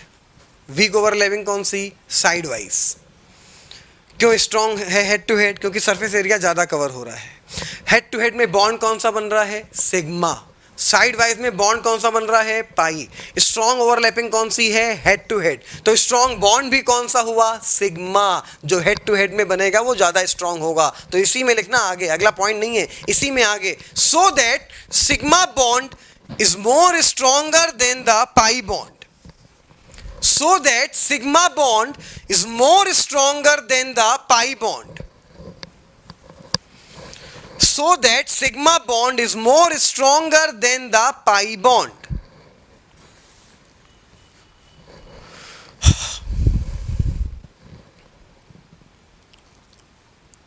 ठीक है भैया, ठीक बात. चलो इसको हटाते हैं. अब जरा कुछ मोस्ट इंपॉर्टेंट बातें सुनना.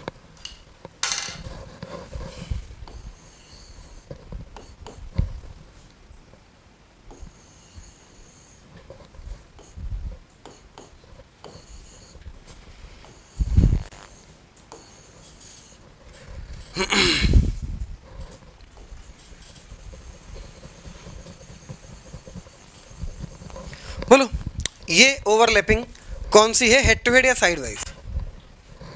बोलो बोलो बोलो. ओवरलैपिंग कौन सी है? Head to head, side wise. Head to head, side wise. Head to head, side wise. Head to head, side. Head to head overlapping बेहतरीन. ये ओवरलैपिंग ही नहीं है. ये ओवरलैपिंग ही नहीं है. सुनना, मोस्ट इंपॉर्टेंट बात ध्यान से. पूछा हुआ क्वेश्चन है भैया. क्वेश्चन ये पूछा था, which of the following, in which of the following overlapping bond will be form. 3 option, तीनों के तीनों ऐसे ही थे. चौथा ऑप्शन ऑल ऑफ दिस था. खटाक से ऑल ऑफ दिस टिक मारा था, क्योंकि सब में हेड टू हेड दिखाया था. और हम लोग को पता है कि हेड टू हेड में सिग्मा बॉन्ड बनता है. लेकिन 2 ऑप्शन में, एक प्लस यहां माइनस यहां, दूसरा ऑप्शन में यहां माइनस यहां प्लस, तीसरे ऑप्शन में प्लस प्लस. तो जरा मोस्ट इंपॉर्टेंट बात सुनना. इलेक्ट्रॉन है क्या? इलेक्ट्रॉन है क्या? इलेक्ट्रॉन एक वेव है. इलेक्ट्रॉन एक वेव है. इलेक्ट्रॉन क्या? क्या तुम्हें दिखता है क्या इलेक्ट्रॉन की है? अबे इलेक्ट्रॉन एक वेव है. Electron behave as a particle as well as wave. ठीक, तब तक ओवरलैपिंग से बॉन्ड नहीं बनेगा. अबे पॉजिटिव पॉजिटिव, तुमने फिजिक्स में पढ़ा होगा, नहीं पढ़ा तो सुनना. जब कोई 2 पॉजिटिव वेव मिलती हैं तो रिजल्टेंट वेव बनती है. जब 2 निगेटिव वेव मिलती हैं तो रिजल्टेंट वेव बनती है. लेकिन एक प्लस एक माइनस वेव मिलती तो कैंसिल हो जाती, कोई वेव नहीं बनती है. तो ओवरलैपिंग तभी होगी भैया. ऑर्बिटल, ये इस ऑर्बिटल पे इधर प्लस इधर माइनस होगा. पी ऑर्बिटल में इधर प्लस इधर माइनस, या इधर माइनस इधर प्लस. किसी भी एक साइड पे माइनस होगा और किसी भी एक साइड पे प्लस होगा. ओवरलैपिंग तभी मानी जाएगी जब प्लस प्लस से मिले या माइनस माइनस से मिले। ओवरलैपिंग तभी मानी जाएगी जब प्लस प्लस से मिले या माइनस माइनस से मिले। एक बात बताओ यार, ये है ये पी ऑर्बिटल है, सुकून से समझना जरा, ये पी ऑर्बिटल है। तो हमने आपसे पूछा कि यार ये बताओ इलेक्ट्रॉन के पाए जाने की संभावना,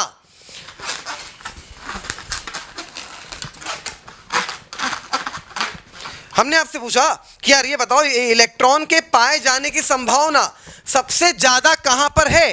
तो इलेक्ट्रॉन के पाए जाने की संभावना सबसे ज्यादा वहां पे होगी जहां पे ऑर्बिटल सबसे ज्यादा शेप में होगा। बात समझना, यहां पे ऑर्बिटल सबसे ज्यादा फूला हुआ है, जहां पे सबसे ज्यादा फूला हुआ होगा वहां पे इलेक्ट्रॉन के पाए जाने की संभावना सबसे ज्यादा होगी। अब हम आपसे ये पूछें कि यार ये बताओ इलेक्ट्रॉन कहां नहीं होगा, बिल्कुल इलेक्ट्रॉन के पाए जाने की संभावना 0 होगी। तो बीच में देखो ना यार, बीच में ये जो बीच में भैया दिख रहा है ना, ये बीच में ये दिख रहा है ना, ये बीच में यहां पे बिल्कुल पिचका हुआ है। तो यहां पे इलेक्ट्रॉन के पाए जाने की संभावना कितनी होगी?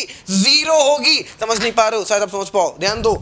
ये पी ऑर्बिटल है, ये वाला, यहां पे इलेक्ट्रॉन के पाए जाने की संभावना सबसे ज्यादा, और यहां भी ज्यादा। नीचे जाते जा रहे हैं, इलेक्ट्रॉन के पाए जाने की संभावना कम होती जा रही है, और इस वाले पॉइंट पे आके electron finding the probability of electron, जिसको बोलते हो इलेक्ट्रॉन के पाए जाने की संभावना, इस वाले पॉइंट पे कितनी हो जाएगी? 0। इस वाले पॉइंट पे इलेक्ट्रॉन होगा ही नहीं।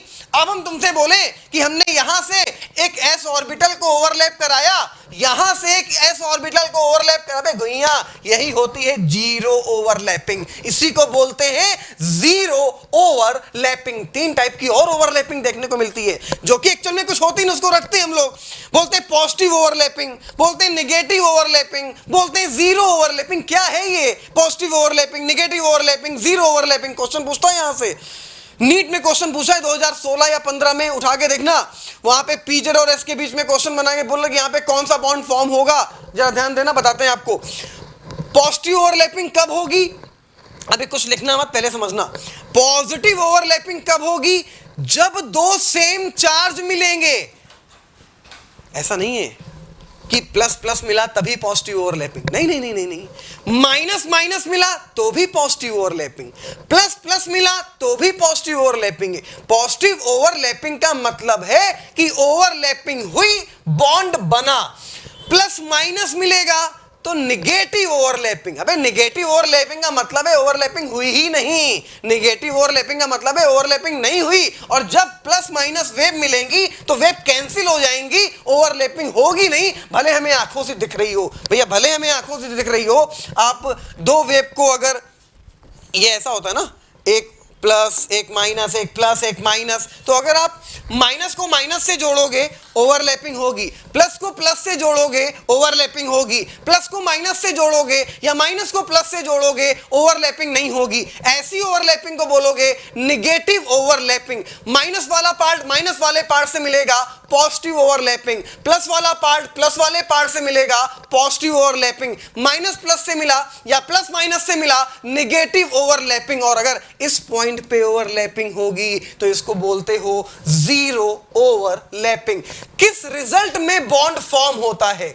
सिर्फ और सिर्फ पॉजिटिव ओवरलैपिंग के रिजल्ट में बॉन्ड फॉर्म होता है, और किसी भी रिजल्ट में बॉन्ड फॉर्म नहीं होता है। मतलब बॉन्ड फॉर्म तभी होगा जब सेम चार्ज के मिलेंगे, मतलब या तो प्लस प्लस मिले तो बॉन्ड बनेगा, या तो माइनस माइनस मिले तो बॉन्ड बनेगा, क्योंकि बॉन्ड तो तभी बनेगा जब ओवरलैपिंग होगी, और ओवरलैपिंग तभी होगी जब सेम चार्ज मिलेगा। अब जरा मेरी बात समझना, हमने आपसे पूछा कि बताओ ये प्लस ये माइनस, ये माइनस ये प्लस, बताओ बताओ यहां ओवरलैपिंग मानी जाएगी या नहीं?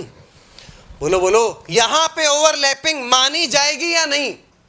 नहीं, किसी भी हाल में नहीं मानी जाएगी, क्योंकि प्लस किससे मिला है? माइनस से। माइनस किससे मिला है? प्लस से। अबे ये एग्जाम्पल हो गया निगेटिव ओवरलैपिंग का। यहां पे कोई बॉन्ड ऑन नहीं बना होगा, यहां पे कोई साइड वाइज ओवरलैपिंग नहीं बनी हुई होगी, यहां पे कोई पाई बॉन्ड नहीं बना होगा, क्योंकि बनता तो तब जब सेम चार्ज से ओवरलैप करता है, तभी रिजल्टेंट वेव बनती है, वरना वेव कैंसिल हो जाती है। हाँ, अगर हम आपसे पूछें कि बताओ ये जो ओवरलैपिंग है, ये वाली माइनस माइनस प्लस प्लस, तो हम बोले यार ये ओवरलैपिंग किसका एग्जाम्पल है? पॉजिटिव ओवरलैपिंग का या नेगेटिव ओवरलैपिंग का? क्या बोलोगे, पॉजिटिव या नेगेटिव? Positive overlapping. क्या बोलोगे? पॉजिटिव ओवरलैपिंग, क्योंकि सेम चार्ज मिला है माइनस माइनस से प्लस प्लस से, तो ये क्या हो गई? Positive overlapping. अच्छा, जो क्वेश्चन पूछा था वो हम जरा दिखा देते हैं, भी लिखना विखना नहीं। बोला था यार एक ओवरलैपिंग ये,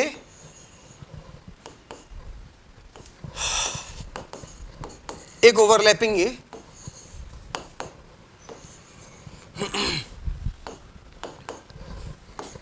एक ओवरलैपिंग ये,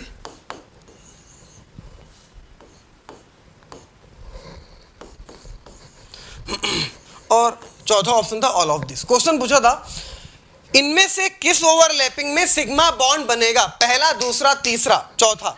तीसरा। आंसर क्या हो गया? तीसरा। अब मेरी बात पल्ले पड़ गई, हम क्या बताना चाह रहे हैं आपको, एक्चुअल मीनिंग समझ में आया कि इलेक्ट्रॉन एक्चुअल में एक वेव है, और जब माइनस माइनस वेव मिलेगी तो ऐड होगी, प्लस प्लस वेव मिलेगी तो ऐड होगी, माइनस प्लस मिलेगी कैंसिल हो जाएगी, और ओवरलैपिंग मानी ही नहीं जाएगी। सर ये पीडी पहले, सर ये सर पीडी गई, क्या बेटा क्या लिखा है समझ में नहीं आ रहा है? Yes sir. अच्छा, पढ़ गई पल्ले, ठीक ठीक ठीक ठीक ठीक ठीक ठीक ठीक ठीक, समझ में आ गया बेटा, समझ में आ गया, पल्ले पड़ गई, वेरी गुड।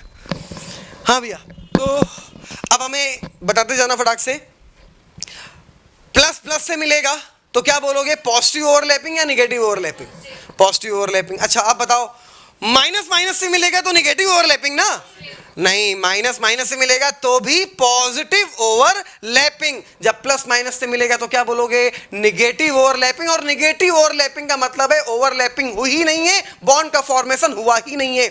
जब किसी ऐसे पार्ट से ओवरलैपिंग हो जहां पे इलेक्ट्रॉन के पाए जाने की संभावना जीरो हो, तो उस ओवरलैपिंग को अपन लोग नाम देते हैं जीरो ओवरलैपिंग, और वहां पे भी ओवरलैपिंग नहीं हुई होती है, और वहां भी कोई बॉन्ड फॉर्म नहीं हुआ होता है। तो अब जरा लिखना, कोई हेडिंग डालिए, हाँ लिखिएगा पॉजिटिव ओवरलैपिंग, लिखना पॉजिटिव ओवरलैपिंग, हेडिंग डालिएगा पॉजिटिव ओवरलैपिंग। डायरेक्ट यहां से क्वेश्चन पूछता है, बड़ा कंफ्यूजन होता है, एनसीईआरटी में लिखा भी नहीं है तब भी क्वेश्चन पूछता है पॉजिटिव नेगेटिव से, क्योंकि एनसीईआरटी में ओवरलैपिंग है, मतलब ओवरलैपिंग का दुनिया का कोई भी क्वेश्चन एनसीईआरटी पूछ सकती है। ओवरलैपिंग हेडिंग है ना एनसीईआरटी में, दैट्स ऑल। अब वो आपकी हेडिंग है, आप दुनिया का पूरा ढूंढ के पढ़ो, ठीक है? तो हेडिंग लिखिएगा पॉजिटिव ओवरलैपिंग। पॉजिटिव ओवरलैपिंग में लिखिएगा, अगर पॉजिटिव ओवरलैपिंग में लिखिएगा, अगर प्लस प्लस से मिले, या अगर प्लस प्लस से मिले, या माइनस माइनस से मिले, अगर प्लस प्लस से मिले,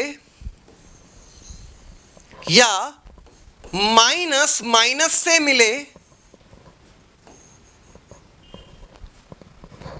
अगर प्लस प्लस से मिले या माइनस माइनस से मिले, तो पॉजिटिव ओवरलैपिंग, तो पॉजिटिव ओवरलैपिंग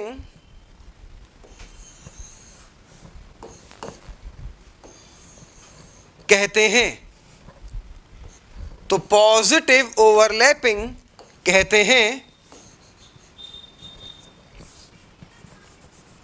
और इस ओवरलैपिंग में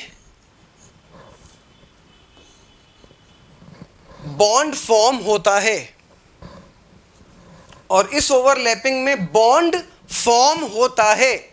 अब वो आप देख लोगे, हेड टू हेड है तो सिग्मा, साइड वाइज है तो पाई, इस ओवरलैपिंग में बॉन्ड फॉर्म होता है।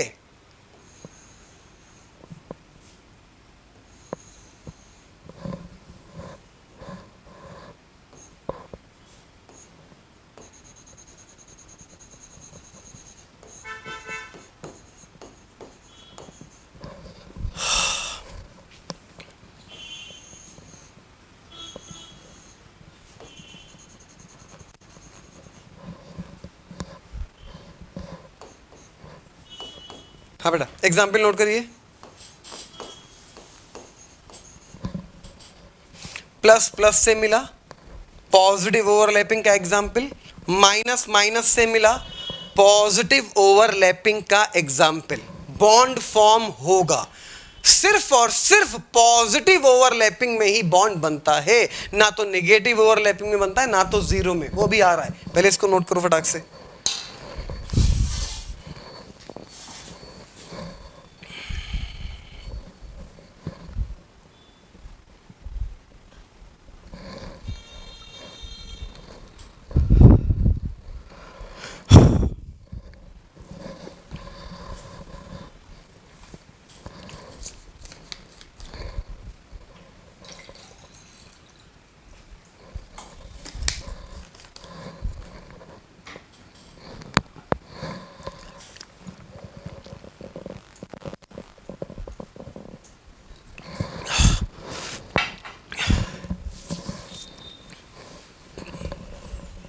भैया हटाएं इसको, नोट कर लिया, हटाया जाए इसको।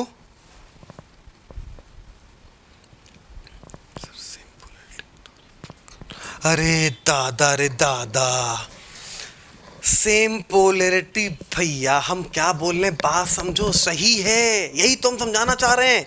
हम यही समझाना चाह रहे हैं कि दिमाग ये मानने की कोशिश नहीं करता है प्लस प्लस तो रिपल्सन होगा, माइनस माइनस रिपल्सन होगा। अरे वो तब होगा जब वेव नहीं होगा, वो तब होगा जब वो पार्टिकल होगा।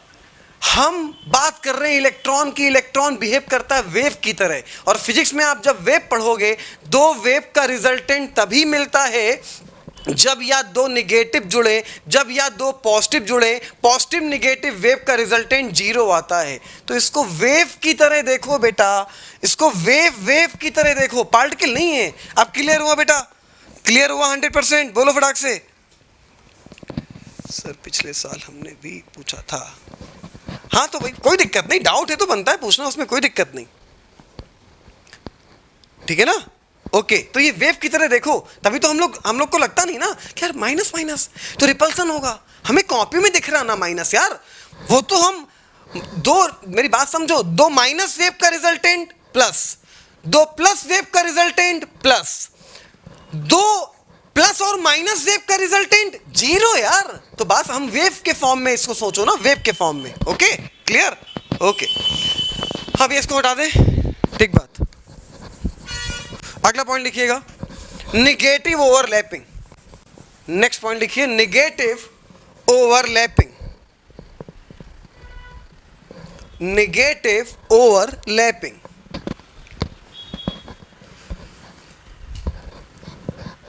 जब अपोजिट चार्ज ऑर्बिटल के मिले,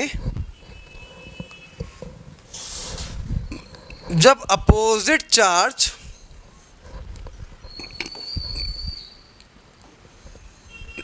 ऑर्बिटल के मिले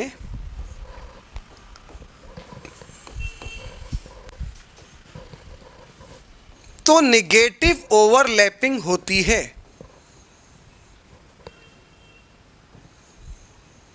तो निगेटिव ओवरलैपिंग होती है।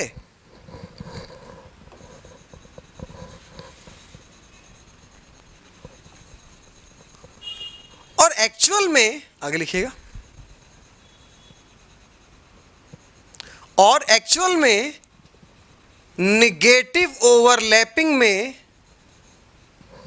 और एक्चुअल में निगेटिव ओवरलैपिंग में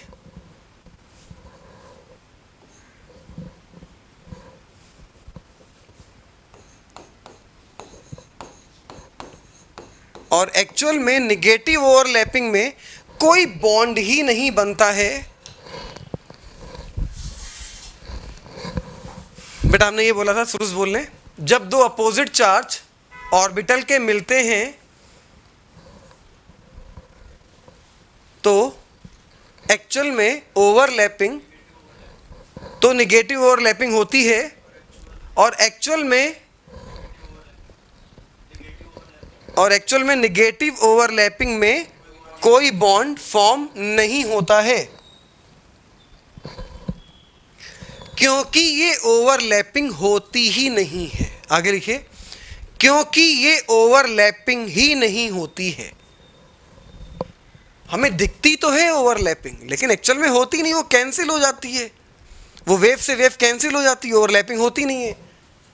तो जो अपोजिट चार्ज मिलेंगे कहीं पे भी, प्लीज हाथ जोड़ के विनती है, याद मत कर लेना इसको, ये मत याद कर लेना, पॉइंट दिमाग में रखना। अपोजिट चार्ज वो ऐसे मिले साइड वाइज या ऐसे मिले head to head, opposite charge मिलते दिखाई दे, समझ लेना ओवरलैपिंग हुई ही नहीं है, वहां कोई बॉन्ड नहीं बनेगा। बॉन्ड तभी बनेगा जब सेम चार्ज मिलेंगे। क्लियर? चलिए बनाइए इसको फटाक से।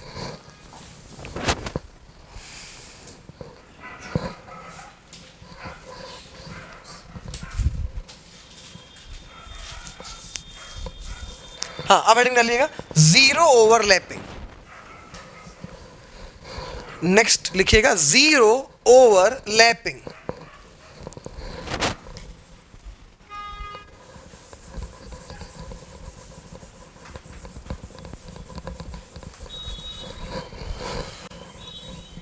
लिखिएगा, अगर ऑर्बिटल के किसी ऐसे पार्ट से ओवरलैपिंग हो, अगर ऑर्बिटल के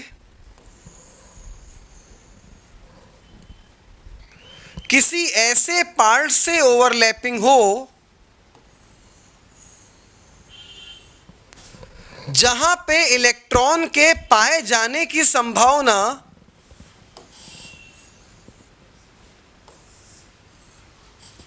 जहां पर इलेक्ट्रॉन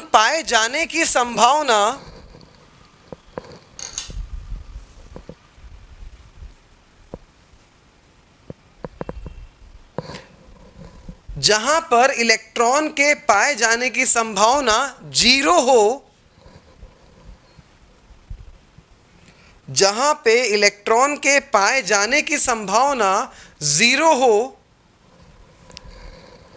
तो इसको जीरो ओवरलैपिंग कहते हैं। बेटा फिर से बोलना एक बार, अगर ऑर्बिटल के किसी ऐसे पार्ट से ओवरलैपिंग हो, अगर ऑर्बिटल के किसी ऐसे पार्ट से ओवरलैपिंग हो जहां पर इलेक्ट्रॉन के पाए जाने की संभावना जीरो हो, तो ऐसी ओवरलैपिंग को जीरो ओवरलैपिंग कहते हैं। यहां पर भी बॉन्ड नहीं बनता है, यहां पर भी कोई बॉन्ड नहीं बनता है। चलिए दोनों एग्जाम्पल लिखिए। ये इस वाले पॉइंट से ओवरलैपिंग हो रही है ना, इस वाले पॉइंट से ओवरलैपिंग हो रही है, यहाँ पे इलेक्ट्रॉन के पाए जाने की संभावना जीरो है। इस वाले पार्ट से ओवरलैपिंग हो रही है, इलेक्ट्रॉन के पाए जाने की संभावना जीरो है, तो ये हो जाएगी जीरो ओवरलैपिंग। बेटा कंस्ट्रक्टिव और डिस्ट्रक्टिव की बात मिश्रा तब करेंगे जब हम लोग मॉलिक्यूलर ऑर्बिटल थ्योरी पढ़ेंगे। इसके परे की बात है वो, इसके बहुत आगे की बात है। ओके बेटा,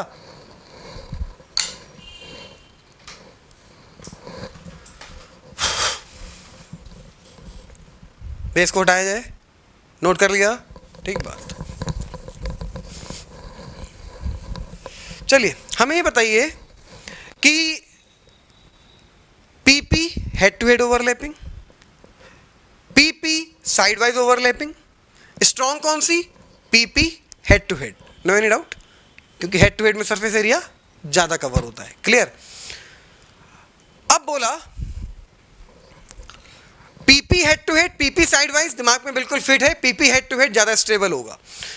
PP head to head, SS head to head, SP head to head, और बोला अब बताओ सबसे स्ट्रॉन्ग ओवरलैपिंग कौन सी होगी? P p head to head, SS head to head और एसपी हेड टू हेड। तो अब सबसे स्ट्रॉन्ग ओवरलैपिंग कौन सी होगी हमें भी नहीं पता, चलो देख लेते हैं। हम लोग पी ऑर्बिटल की बात करें, अच्छा एस एस क्या आ रहा है, S S S S S S S S S S S S. दिमाग में एक बात आती जरूर है क्या कि एस हमेशा हेड टू हेड करता है, एस कभी भी साइडवाइज ओवरलैपिंग नहीं करता है, तो ऐसे सबसे स्ट्रॉन्ग ओवरलैपिंग होगी। अबे हमने क्वेश्चन क्या पूछा, मेरा क्वेश्चन तो सुन लो। हमने ये कहा बोला कि पीपी हेड टू हेड कर रहा, हमने ये बोला कि एसएस हेड टू हेड ही कर रहा है, एसपी हेड टू हेड ही कर रहा है, पीपी हेड टू हेड ही कर रहा है। उस समय उसमें साइडवाइज नहीं है, उस समय उसमें सिर्फ और सिर्फ हेड टू हेड ओवरलैपिंग। सबसे स्ट्रॉन्ग कौन? दिमाग ये कहता है एसएस, लेकिन एक्चुअल में ऐसा है नहीं, हमें खुद नहीं पता ऐसा क्यों होता है। अभी तुम बताना क्या हम सही बता रहे हैं भाई। जब तुम ओवरलैपिंग कराते हो पीपी हेड टू हेड की, तो ओवरलैपिंग कराने का शेड्यूल क्या होता है, ओवरलैपिंग कराने का पैटर्न क्या होता है? ये ऐसे ओवरलैपिंग कराते हो हेड टू हेड, तो क्या पी का क्रॉस सेक्शन एरिया 100% कवर होता है? हाँ साहब, क्योंकि पी का क्रॉस सेक्शन एरिया टोटल ये है, जब ये इससे मिलता है तो 100% एरिया कवर होता है। मानते हो ना? ठीक है। अच्छा अब बताओ, अब जरा बताना, ये एस है एक, अब दूसरे एस को ओवरलैप करा रहे हैं, तुम बताना मेरा तरीका सही है या गलत है। एक एस ये और इसी के ऊपर दूसरा एस ऐसे रख दिया, ये तरीका सही या गलत? तरीका सही या गलत? सही है गलत? सही है गलत? सही है गलत? सही है गलत? गलत। गलत है ना? मानते हो ना? तुम खुद बोल रहे हो गलत है, तुम खुद बोल रहे हो गलत है ना? एस का, अच्छा बताओ, एस का टोटल क्रॉस सेक्शन एरिया क्या? अबे पूरा का पूरा एरिया इसका क्रॉस सेक्शन है, क्योंकि ये तो स्फीयर है ना, तो इसका पूरा का पूरा एरिया क्रॉस सेक्शन है। जब ओवरलैपिंग कराओगे इसकी तो ऐसे ही तो कराओगे, तो क्या 100% एरिया कवर होगा? नहीं होगा। पी और पी की ओवरलैपिंग में head to head area, cross section area 100% cover होता है, जबकि एस और एस में 100 तो कवर तब होता जब इस वाले एस को हम इस वाले एस के साथ ऐसे कराते, लेकिन ये तो ओवरलैपिंग गलत हो जाती, तो 100% तो यहां कवर हो नहीं रहा है। 100% कहां पे कवर हो रहा है? पीपी ओवरलैपिंग में। तो सबसे स्ट्रॉन्ग हेड टू हेड कौन होगा? PP overlapping. बोलो अब क्लियर है 100%? ये बात 100% क्लियर हुई कि एसएस और पीपी में ज्यादा स्ट्रॉन्ग ओवरलैपिंग किसमें होगी? एसएस में, उसके बाद होगी एसपी में, उसके बाद होगी एसएस में। अब मेरी बात सुनना, लेकिन ये बात तब तक सही है जब तक n की वैल्यू सेम है।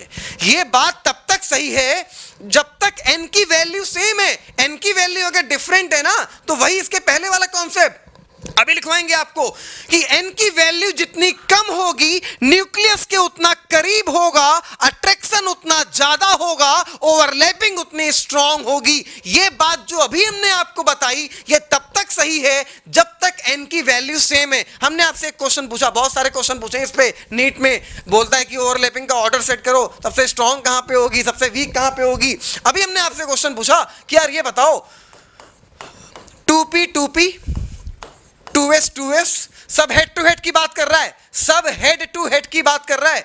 2p 2s, इन तीनों में सबसे स्ट्रॉन्ग ओवरलैपिंग, पहले ये देखो n की वैल्यू सेम है, हाँ 2 2 2 2 2 2 n की वैल्यू सेम है। अगर n की वैल्यू सेम है तो सबसे स्ट्रॉन्ग ओवरलैपिंग pp, उसके बाद sp, उसके बाद ss। तो इस समय सबसे स्ट्रॉन्ग ओवरलैपिंग कौन सी हो गई? pp, उसके बाद कौन सी? ये तीसरी वाली sp। सबसे वीक कौन सी हो गई? ss overlapping. मान लो क्वेश्चन ये नहीं होता, क्वेश्चन ये पूछता जो ये नीट में क्वेश्चन पूछा था, ये नीट में पूछा हुआ क्वेश्चन है, लिखना मत कुछ भी, अभी सारी बात लिखवा रहे हैं पॉइंट लिखवाने के बाद। बोला यार ये बताओ 1s 2p, ठीक है, और 4p 4p और 3p 3p और 3p 3s। बोला ये बताओ इन चारों में सबसे स्ट्रॉन्ग ओवरलैपिंग कौन सी? तो भैया अब n की वैल्यू जरा देखो सेम है नहीं डिफरेंट है, यहां पे 1 2, यहां पे 4 4, यहां पे 3 3, यहां पे 3 3। n की वैल्यू सबसे कम कहां पे है? n की वैल्यू सबसे कम कहां पे है? अरे भैया n की वैल्यू सबसे कम कहां पे है? फर्स्ट वाले में। अबे 1 2 और यहां पे 4 4, यहां पे देखो, गलत मत करना। सबसे पहला काम, अबे भूल जाओ ये कि पीपी ज्यादा स्ट्रॉन्ग, बकवास बात। ये तब जब चारों ऑप्शन में एन की वैल्यू सेम हो जाए। जब एन की वैल्यू डिफरेंट है तो हो सकता है ऐसे सबसे स्ट्रॉन्ग हो जाए, क्योंकि एन की वैल्यू जितनी कम होगी ओवरलैपिंग उतनी स्ट्रॉन्ग होगी। यहां पे एन की वैल्यू 1 और 2 थी, यहां पे एन की वैल्यू 4 और 4 थी, यहां पे 3 और 3 थी, यहां पे 3 और 3 थी। एन की वैल्यू सबसे कम कहां पे है? पहले वाले में। सबसे करीब न्यूक्लियस के ये होगा, सबसे स्ट्रॉन्ग ओवरलैपिंग यहां पे होगी। First is the exactly right answer. बोलो ये बात 100% समझ में आई या नहीं? ये वाली बात 100% क्लियर है? यहां से क्वेश्चन मिलेगा। ठीक है भैया, अब लिखो पॉइंट, अब लिखना शुरू करो पॉइंट। हेडिंग डालना, point four, most important point है, point four strength of overlapping, point four strength of overlapping, point for strength of overlapping। 1s 2p ज्यादा स्टेबल या 1s 2s? बच्चा मेरे एक बात बताओ, अब ईसु गुप्ता 1s 2p और 1s 2s, मेरी बात समझना। तो n की वैल्यू सेम है ना, 1 2 1 2, n की वैल्यू सेम है ना, 1 2 1 2। तो अब क्या देखोगे, sp या ss? तो sp ज्यादा स्टेबल होगी किससे? ss से। तो अब ज्यादा स्टेबल हो जाएगा sp। क्लियर है? क्लियर है गुप्ता? क्लियर है बेटा? बोलो फटाक से। ओके बेटा, ठीक बात। हाँ, point four strength of overlapping, point number 1 लिखिएगा, पॉइंट नंबर 1 लिखिएगा। n की वैल्यू जितनी कम होगी, जैसे बोल रहे हैं वैसे लिखना, अंग्रेज मत बनना। n की वैल्यू जितनी कम होगी,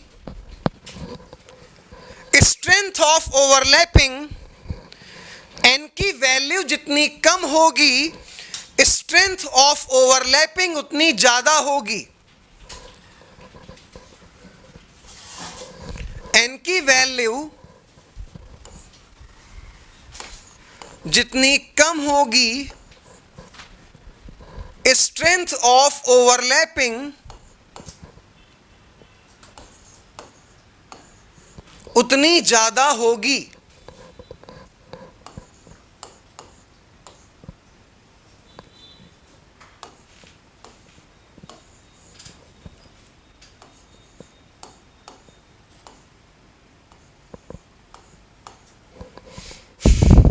n की वैल्यू जितनी कम होगी, स्ट्रेंथ ऑफ ओवरलैपिंग उतनी ज्यादा होगी।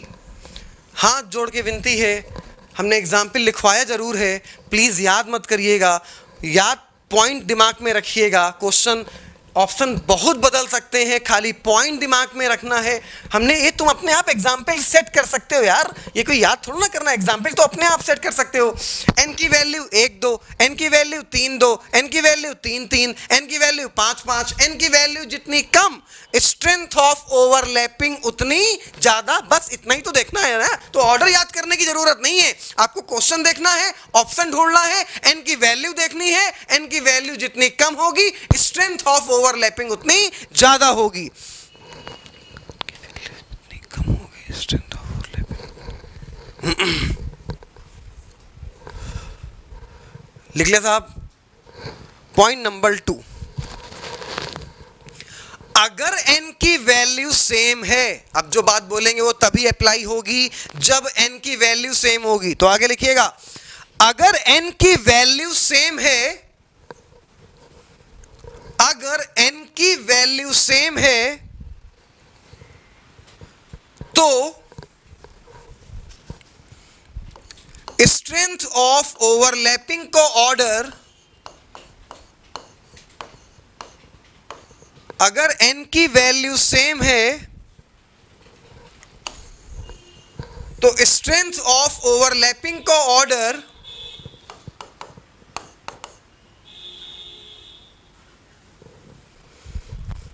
ये होगा, नीचे दिया हुआ होगा, नीचे दिया हुआ होगा। अब नीचे क्या दिया, ये नीचे नोट करो उसके।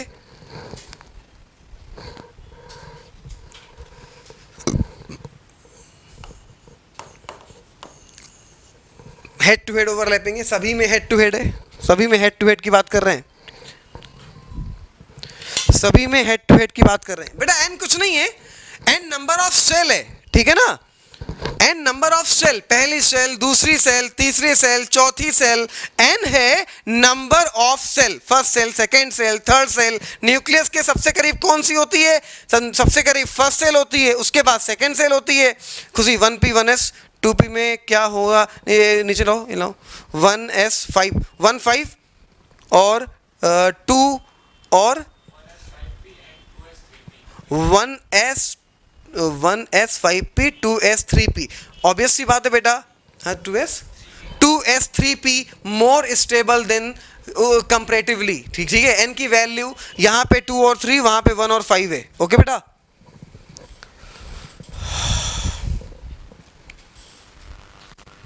ओके बेटा, हाँ। अगर n की वैल्यू सेम है, अगर n की वैल्यू सेम है तो सबसे ज्यादा ओवरलैपिंग pp में होगी, उसके बाद sp में, सबसे वीक ss में। दोनों के रीजन भी हैं, ऐसा नहीं याद कर लिया, अबे रीजन भी है। n की वैल्यू जितनी कम होगी न्यूक्लियस के उतना पास होगा, अट्रैक्शन उतना ज्यादा होगा, स्ट्रेंथ ऑफ ओवरलैपिंग उतनी ज्यादा होगी। अगर n की वैल्यू सेम हो जाएगी तो सरफेस एरिया देखेंगे, सरफेस एरिया सबसे ज्यादा कवर होगा pp में, उसके बाद sp में, उसके बाद ss में। सरफेस एरिया जितना ज्यादा, स्ट्रेंथ ऑफ ओवरलैपिंग उतनी ज्यादा। इन सबके हम अभी सिर्फ और सिर्फ बात किसकी कर रहे हैं, हेड टू हेड ओवरलैपिंग की। साइड वाइज तो बिल्कुल कूड़ा हो गया, वो सबके बाद में आएगा। साइड वाइज ओवरलैपिंग सबसे वीक ओवरलैपिंग होती है कंपैरेटिवली किसी के भी, ठीक है। 2s 2 पे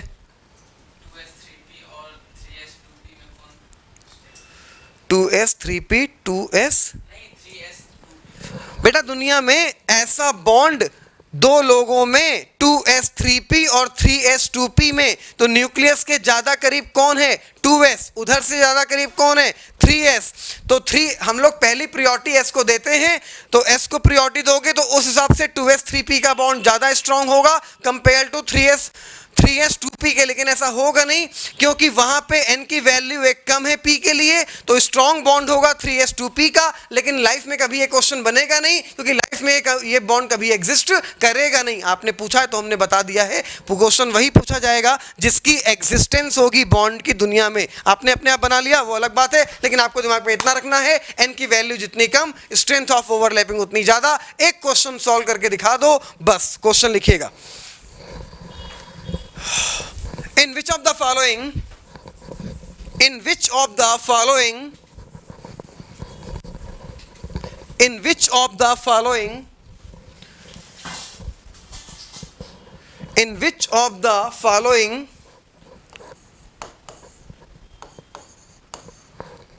strength of overlapping will be maximum? In which of the following strength of overlapping will be maximum?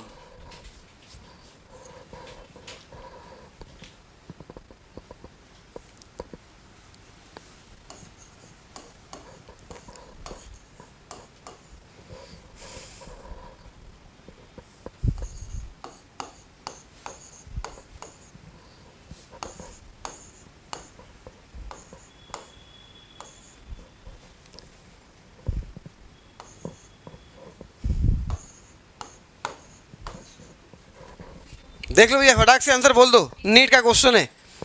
बिल्कुल ठीक। फोर्थ, अच्छा अच्छा अच्छा, ऐसे आ रहे हो, अच्छा अच्छा, सी, वेरी गुड, अच्छा अच्छा अच्छा, थर्ड, अच्छा अच्छा, ठीक ठीक, थर्ड ठीक, डी, अच्छा अच्छा अच्छा। थक गए हो बेटा, काफ़ी थक गए हो पढ़ते पढ़ते, दिमाग डिस्टर्ब हो गया है। फर्स्ट भी आ गया, क्या बात है। चुल्लू भर पानी में डूब के मर जाओ, तुम नहीं हम। बे भैया n की वैल्यू 4 4, ठीक, n की वैल्यू 2 2 2 2 2 2। जिन्होंने a बोल दिया वो तो बहुत बड़े गंजेड़ी हैं, नशेड़ी तो दूर की बात है। अबे यार एक बात बताओ, गांजा वांजा का नशा करके आए हो क्या? ए तो हो ही नहीं सकता है। एन की वैल्यू 4 हो गई, एन की वैल्यू जितनी कम स्ट्रेंथ ऑफ ओवरलैपिंग उतनी ज्यादा। तो भैया एन की वैल्यू कम इन तीनों के लिए है, इसके लिए तो 4 हो गई, एन की वैल्यू ज्यादा, तो ये तो बेकार ही हो गया ना भैया। आंसर या तो बी, या तो सी, या तो डी। अब यहां पे देखो एन की वैल्यू तीनों ऑप्शन में सेम है, 2 2 2 2 2 2। जब एन की वैल्यू सेम हो जाएगी तो सबसे स्ट्रॉन्ग ओवरलैपिंग पी और पी के बीच की होगी। तो बोलो भैया सेकंड नहीं होगा। बोलो समझ में आया कि नहीं? 100% समझ में आया कि नहीं आया? बोलो फटाक से। हाँ घुइया आया बोल दोगे? हाँ आ गया आ गया आ गया। 90 डिग्री पे एंगल गर्दन हिलाते हो, समझ में आया? हाँ आ गया। क्वेश्चन पूछो तो ए डी सी। अबे भैया सिंपल है यार, सिंपल सी बात है, इतनी सी बात है। एन की वैल्यू जितनी कम स्ट्रेंथ ऑफ ओवरलैपिंग उतनी ज्यादा। यहां पे एन की वैल्यू 4 है, इन सब में 2 2 है। एन की value come strength of overlapping ज्यादा, सबसे ज्यादा इन तीनों में होगी। सबसे बेहतरीन ये तीनों, सबसे कूड़ा तो हो गया पहला, पहला सबसे बेकार हो गया क्योंकि एन की वैल्यू 4 है। अब एन की वैल्यू सेम हो गई, तब क्या बोलते हो? सबसे स्ट्रॉन्ग ओवरलैपिंग पी और पी में होगी। अब आओ आ जाओ। सबसे स्ट्रॉन्ग ओवरलैपिंग पी और पी में होगी, और उसके बाद होगी एस और पी में, और सबसे वीक होगी एस एस में। तो आंसर क्या हो गया? सेकंड। बोलो 100% क्लियर है भैया? 100% झूठ कसम है तुम्हें, जिसके तुम सबसे ज्यादा मानते हो। आज तुम्हारा ब्रेक हो जाए, भगवान करे उसका फोन ऑफ हो जाए, तुम्हारी कभी बात ना होकर झूठ बोलो। अब बताओ समझ में आ गया? 100% समझ में आ गया? पक्का? ठीक बात, ठीक बात। हाँ, ये अभी तक यही क्लास कब तक? भाई टाइम दे रखा है क्या किसी को? ठीक है भैया, थैंक यू सो मच। अपन लोग आज की क्लास यहीं पे रोकते हैं।